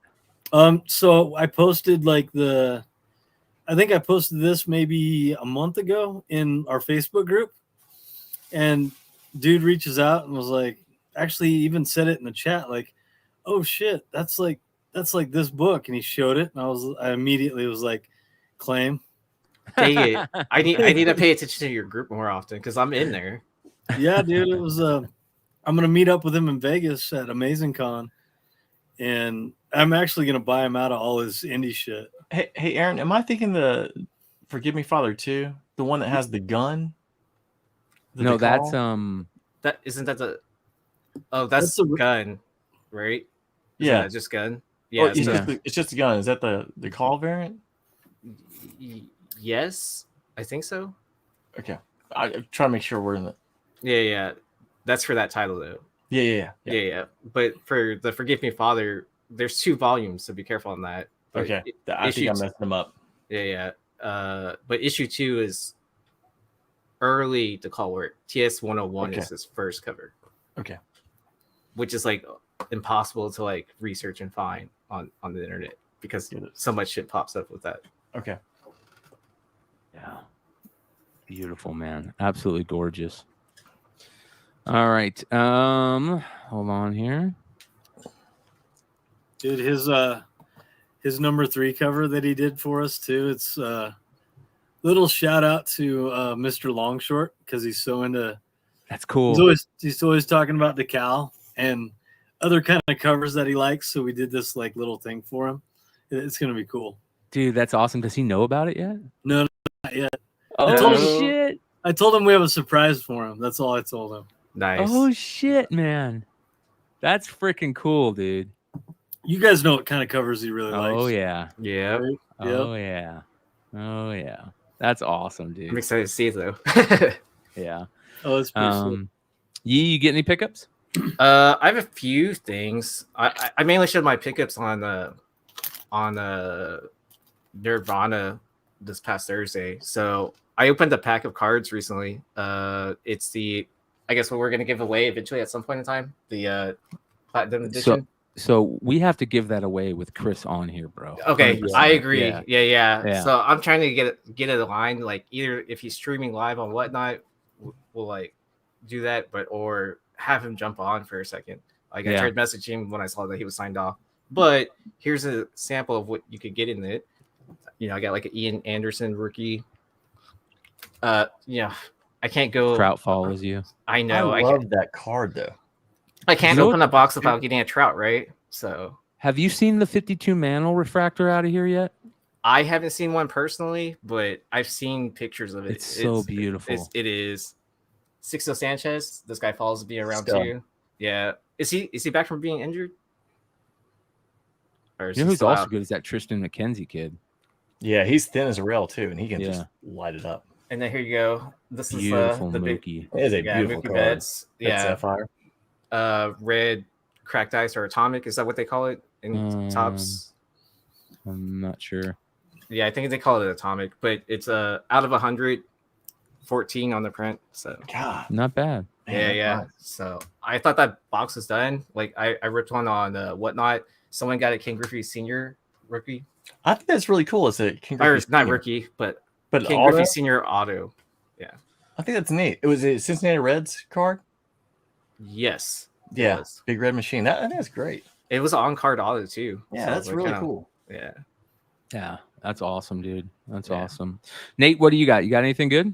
I do, because we haven't been around each other. Yes. So there's definitely a couple of things. Because Brian actually had a little birthday a couple of weeks ago. So, yeah. Ooh. So, funny part, a buddy of mine was in Utah, and he actually went out skiing. He found an old baseball card shop. They had 81 packs of Flair. He bought one pack, pulled a Harold Baines rookie. Look how sharp this thing is. Oh, my God. Wow. I mean, it is pristine. Yes. Yeah. And send that in. Same pack, he got Ricky Henderson. It's a little off cut, right to left, but beautiful. That was like a $20 card back in 1990. Yeah. So he gave me the cards. He also gave me this, and I know we don't really get into NASCAR much, but so I love NASCAR, and a lot of us from North Carolina are big in it. And so he collects all the die cuts or the diecast cars from Dale Jarrett, because he's from our hometown. And actually, one of our buddies, they actually traded houses with the Jarretts when we were in high school. So Pooh Bear, they took the Jarrett's house, and Jarrett's moved in their house. But the best part about this, so this is actually limited to one of 5,016. The 16 are the guys on the crew who got this car. But one of the guys we grew up with, like we're literally in daycare with Spenso. Spenso's parents bought this hood, same car, autographed by Dale Jarrett and the crew chief, Larry McReynolds, McReynolds was the crew chief for Earnhardt when he won Daytona. So he was like, I was like, man, is that Spence's hoodie? He's like, yep. He's like, that's the one he's got. But it's autographed by same year, cool. Exact same year, same car, everything. Do they still got it? Oh yeah, Spenso has it, and then Jason has the UPS car. So, wow, that's freaking cool, man. Yeah, man. I don't know if you guys have gone back and started looking at old variants much, but I would tell anybody here, if like you like G.I. Joe, Transformers, I think Transformers, you can really get like the old variants, like the 1 in 10s, for not that much. And there's some really cool ones out there. At some point, they're not going to be around. I think they'll be tough to find. So the IDW run, like, welcome to this Cybertron. Daily Departures, Cybertron. That's cool. It's like a travel poster. Yeah. There's a G.I. Joe 12, I think, is like an Invincible preview. Yes. With the bat android on the cover. Yeah. Battle android. Yeah. Welcome to Iacon. That's cool, man. And this whole run, they do them like 80s style. Yeah. Take the Sky Bridge today. Oh, wow. Ooh, dude. These are, I love these. I think they're really like underrated. They're all travel posters. Yeah, travel posters are huge, totally collectible right now. Cybertron War Memorial. And within this IDW run, there's some that I just thought this classic. Starscream, Soundwave, Megatron. Oh, wow. That's badass. Can't beat those guys. And then 8-bit Bumblebee. Oh, that's cool. Yeah. So these were all $8. Got them all for $6.50 a piece. Find a lot of them. Not bad at all. Yeah. Not And bad then at all. if anyone hasn't seen the new G.I. Joe, John Royal is ending with, obviously, G.I. Joe ends in 300. This is the one that came out this week, 297. Big Bull is the 1 in 10. The next 1 in 10, 298, has Snake Eyes, Scarlet, and Ripcord coming out. And then Nice. 299 has Cobra Commander with a lot of faces, all the Cobra people. And then 300 will be the Joes. That's great, dude. Can you turn that a little bit to get the glare off it? Because that is awesome, bro. That is awesome. Did you pick Boa, it? right? Did you pick that up at the shop I told you about that had it? No, actually, so I got it at my shop. Okay. Dude, the big boa figure was so badass with his had the fucking little- boxing gloves on. Yeah. The boxing gloves, yeah. Like fucking, that was cool. Yeah. And then I love Hot Rod, and so this was the last spot standing, number 4, 1 in 10. That's beautiful. So It's almost got like the 25th anniversary style to it around it's neat. the sides. Yeah. Hot Rod was a shit from the movie. Yeah, That movie's so good, and what Weird Al does a song in that movie and shit too. that music's fantastic. And actually, speaking of Transformers, this is what my wife gave me for my birthday. Oh shit! Is that the one that does it on its own? No. This is actually I love the Ultimate Collector Series Legos for the Star Wars. They did their first I didn't Transformer. even realize that was Lego. Yeah, and so it actually transforms, and they made it like he has side swipes. Jetpack from episode 3, More Than Meets the Eye. So opens up. He's got the Matrix That's really cool. in it. But I was like, it's so clean, like the way it actually moves for a Lego, and it transforms. I'm like, not bad. And I was trying to think if there was one or two other things, but I think for the most part, I think that's Dude, it. Transformers was my jam. Yeah, all of it. I just hate when Nate kind of turns to the side and you see the aircraft carrier behind him. Yeah. Yeah, give that thing a little love tap, brother. Yeah. My neighbor down the street had one of those. And we were there all the time until I think like he broke it.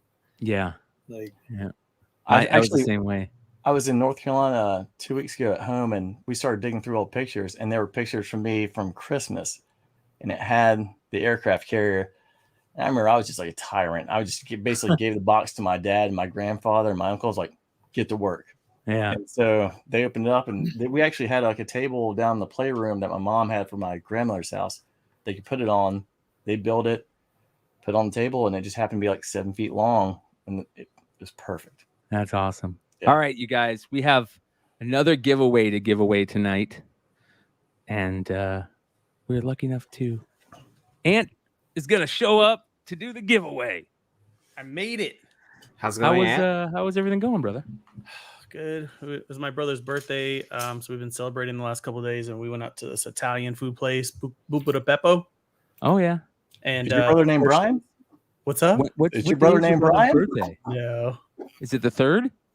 His birthday's the 5th, Monday. Okay. But nobody want to do anything for him then. Okay. But you guys ever been there? Everything's like family size portions. They got So, the tall Yeah. beers. bro, I'm so full. Oh, I don't blame you. I don't blame boots on you. the toaster right now. But yeah, how's everybody doing? We're chilling, dude. It's been a crazy show. It's been a crazy week. It's I'm with you. I'm super tired, man. I'm just like, oh, dude. Ant, after we actually all gave you the songs, I don't think you ever ranked them as to which one was the best versus which was the worst. Brian's last. For what? Remember I when don't he picked us? He asked us for like a song for each Oh, yeah. person, Oh yeah. and then because he was going to download them and listen to them, oh I yeah. was always curious what he liked or what he didn't like. The albums, yes, and I have those on a playlist still. So I've been going through them. Okay, Yeah, that's cool, man. That's Yeah, freaking yeah. cool. I'm feeling. I can't remember the names of them because where's that? But anyway, Yeezy stuff that he recommended, I did really like that. Oh, sick. Brian's, I recognized a lot of Brian's. I knew I was going to be last. Yeah, no, I'm not putting them in order from liking. I'm just saying, like, I listen to a song, I'm like, all right, I think I've heard songs from this band. Yeezy's was a little more punk, so Or just like those underground bands that a lot of people don't listen. Yeah, the garage bands, that sound. yeah. But- or well, have you- like cult followings, I would say. You got here just in time, brother. Just in time. We're getting ready to we've got about 10 minutes left, and the final giveaway of the night, you guys. We're about ready to give it away. We've given away some awesome stuff tonight. We still have 2 9.8 slabs to give away, thanks to Louis Olivo and Dad Life Comics. And then we have a Star Wars David Nakayama Obi-Wan to give away. We're going to give that away a little later on. But the 8 Billion Genies is our final giveaway of the night. And I think that it would be cool, whoever wins it, to have Anthony put 500 of 500 on the back, and maybe even put Beyond Wednesdays give Beyond Wednesdays on it. But that's up to whoever wins it. If you want that on there, that's up to you guys. It's got a COA too. If you don't want it on there, I can write it on the COA, because this is literally the last one that exists here. Yeah. That's not already slabbed. Yeah. So if you guys don't know, this is the book, gorgeous Trish Forstner cover. Right? Trish did this, right? Yeah. Trish did these for me. She does all of them. Yeah. She's just I'm really happy for them. They got nominated for a Ringo Award. So it's going to be fun to, hopefully everybody here is going to be out in everybody's here is going to be out in Baltimore. At least I hope so. And we can maybe hang out while the Ringo Awards are going on. Are you going back to Baltimore? I'm going to do my best to be out there, bro. Okay. So I'm definitely going. I booked I booked it. We're good.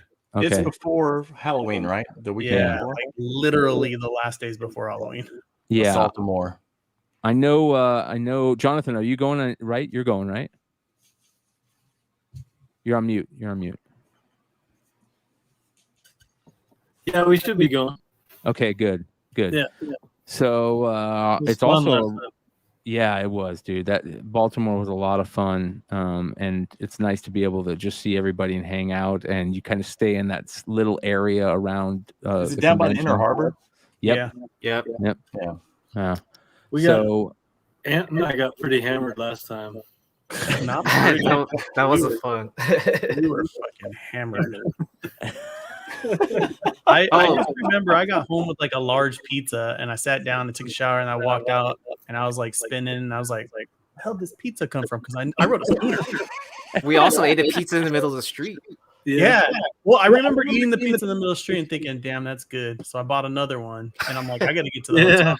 But I rented a scooter. So I'm like, and then I got there, and I'm like, I know I rode a scooter. So did I talk on the phone, ride a scooter, and hold a whole large pizza across town and didn't crash? Yes. Yeah. That's awesome. I was pretty proud of myself. All right, you guys. Thank you to everybody that's hung out tonight. Again, thank you to everybody that's been a part of the last couple of months. Shout out to all the other amazing content creators that are part of this community. And of course, all the retailers, that have been just such a big part of this channel and this community. And this is a really big show for me, just to say thank you to you guys. So let's do it. Let's give this away. We have one final giveaway. Where did I put it? All right. Let's go again. No, wait. I didn't mean to do that. We're not going to show you that. I'm going to laugh on Laura for participating in chat. Here, I'm going to throw this in the giveaway. Hold on a second. Laura, you can't win. We got another giveaway. We're going to throw it in on for the same. Hold on. I thought I just had that shit here. We got multiple giveaways for the final giveaway of the night, you guys. Do you know how many times I've had to hide this? Like, I'll have it on the counter, like over here, and my kids are like, boink, and I'm like, where did it go? And I got to go dig in their boxes. Like, I've gotten this out of each of their short boxes in the room at least twice. Yeah. They're like, oh, I thought all the ones you had were graded. And I'm like, this is not mine. This is Brian. Stop taking it. These are beautiful, too. These were the books we were just looking at. So we've got what's the name of these again? Oh, We Don't Kill Spiders. So we're also putting on the We Don't Kill Spiders, you guys. Oh, those are nice. Is that Ferguson? No, this is Carlos Villa. Nice. That's nice. Guy we just had to cover set once. And the purple. I don't know. He's good too. He does a lot of good stuff. No, that's solid. I love the spider in her hand, the little Black Widow in her hand. Man, that purple is gorgeous. All right, you guys. Story too. Yeah, Joseph Schmalke. So here we go, you guys. 2 giveaways to end the show. Let's do it. Congratulations to the winner. We've got 2 pulls. We have got 31 entries. Anybody right now, we have 100 people watching live. 100 people watching live. So for anybody that wants to win these 2 giveaways, you have to put something in the chat right now. So I'm going to give you a couple of minutes to put something in the chat so you guys can be part of this entry. So get at it, you guys. You only get 1 draw, which is pretty cool. D's nuts. I like that. I probably would have typed that too.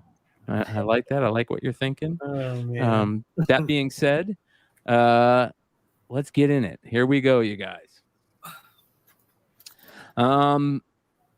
What do we got coming up this week? It is Saturday night. Tomorrow, I'll be doing a Sunday sale. I'm going to be getting together with this guy at some point so we can start selling on Facebook Marketplace again. I'm looking forward to that. Wednesday nights, we've got our On the Radar show that has just been excellent lately. And then Tuesday nights, we do Comic News Weekly with Simple Man, which is we canceled last week because his internet was down, but we'll be doing something this week, which is a lot of fun. Thursday nights, you got live Bogcast on Thursday nights at youtube.com/thebogcast. That's been a lot of fun. We're putting together a foreign show still. Don't worry, that is going to happen. I've just been so busy lately, and that to me, that's one of my number 1 priorities. Friday nights, House of Stein. Saturday nights, we're right here. What do you got going on, Yi? I join in on Knife Wonders channel on Mondays for Anti-Spec Spec Club. Wednesday we have Cover Picks, which Ant sponsors that, and he joins us sometimes as well, where we pick books for FOC. Thursday is Long Story Short on Nearing Nirvana, and then Drunken Chat, and then back here on Saturdays.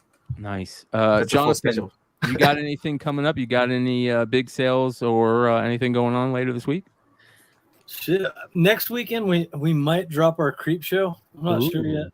I mean, Nice. we'll have whatnot sales probably 3 or 4 this week, maybe more. Now that James is like back in action. Nice. So, but I don't know. When I want to drop that creep show soon. I know that. But When we're is, also gonna drop Vegas? a bunch of Vegas. Oh yeah, shit. 16th to the 18th. 16th to the 18th. So Vegas, you guys. We'll be there with Javon Jordan, and Drew's gonna be there. Leg's gonna be there. I'm gonna do my best to get out there for that too. I'm about 50-50 right now. I might have to make a day trip. I think Well, it'll if just that's be the case, Anthony, let me know and we'll carpool. Yeah. So yeah. maybe we it'll should be- check out what's going on with Javon Jordan and see if we can jump in with him. He might be flying though. Well, no, he's flying, but you guys should hit me up because I want to get a place for everybody. Ooh. Like our idea was to get this like 10-room house, had a pool, private pool, all that shit. And really it didn't come to be that expensive if we got a bunch of people doing it. Yeah, that might be a good idea. Is Let's look into that. Express Javon then? What's that? Is Miss No. Horsecock Express Javon because he just put on flying? That'd be awesome. It is. That'd be awesome. Yes, that would. So, Anthony, what do you got coming up, brother? We're gonna launch a Dark Ride next week. I dropped the art.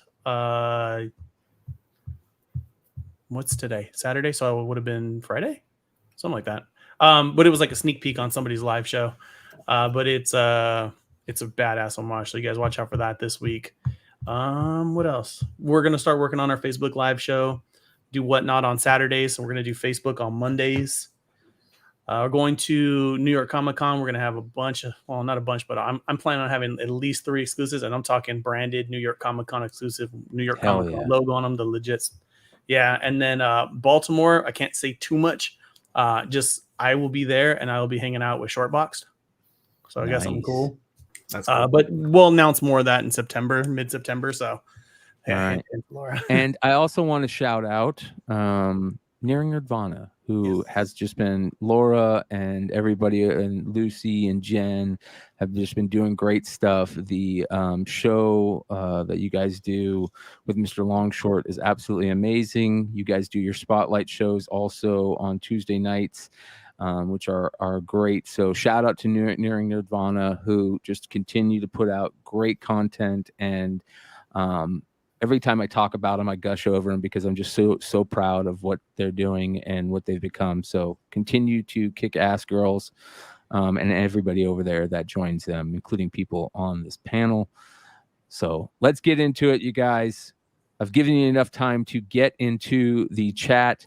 For those of you who weren't able to get here live, we've got an amazing John Jang foil Darth Vader 9.8 signature series signed CGC book, thanks to Luis Olivo, who I am forever grateful for.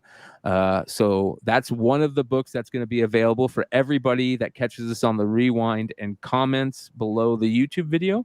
We also have another book. We have a Jenny Frizen, Something is Killing the Children 9.8 variant CGC that is going to be given away for those people too. So we're going to give that away next Saturday to everybody that comments below. Thank you to everybody that's been a part of all of this. We're very happy to give stuff away to you, and thank you to everybody that gave us stuff, all the retailers, all the community members, everybody. So make sure you guys who are catching us on the rewind, leave a comment below and we'll pick somebody next week. Here we go, you guys. Here is for the first book is for, where the hell did that go? Why did that not happen? Hold on here. Did I close that? I don't think I closed it. I would be pissed if I closed that. I'm going to be very pissed if I close that. Might as well top. Oh, because it was gathering all those entries and all that. Yeah. All right, here we go. So for everybody that is on live, thank you so much. Here we go. For the 8 billion genies, the winner is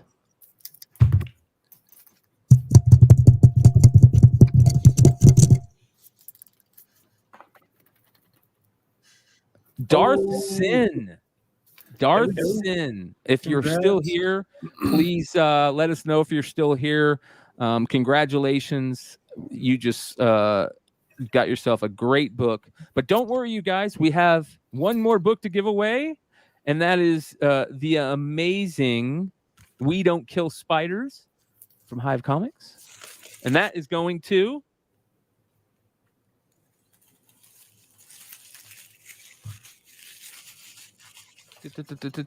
Cosmic One. Congratulations, Cosmic One. Darth Sin is here. Congratulations.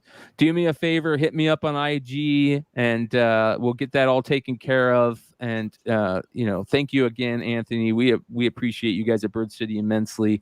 Thank you for helping support everything in this community. And congratulations to Cosmic One. Cosmic One, if you're here, let me know. You have just won an amazing Hive Comics. Hey, Brian, can we give spiders? Can we give away the Hive Comics Cold Dead Hands? Oh shit, you guys! One more to go. We've got a Cold Dead Hands. This is what I'm talking about, man. Guys. It is sick. Beautiful, John Jang, Cold Dead Hands. Here we go. The winner of that one is.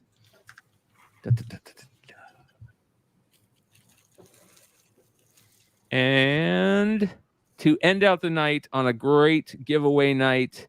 It's been a great birthday night. Hi, Nathan. Congratulations. Nice. Congrats. Yeah, that's perfect. Synchronicity, as I say on the podcast, that Keith ever gets angry every time I say it because it's true. Synchronicity. There you go. Cosmic One, congratulations. Hit me up on IG, and I'll give all your information to Jonathan and the Hive Boys. Again, appreciate you guys. Hi Nathan, hit me up on IG so I can get your information. There he is. to Nate and all that stuff, and we'll get all this stuff taken care of for you. Again, one last time, I want to say thank you to everybody that joined us tonight. You guys have been amazing, and if you're not subbed up, hit that subscribe button. This is the type of content you'll get over here, and hopefully you enjoyed it. That being said, we will see you guys next time. Adios.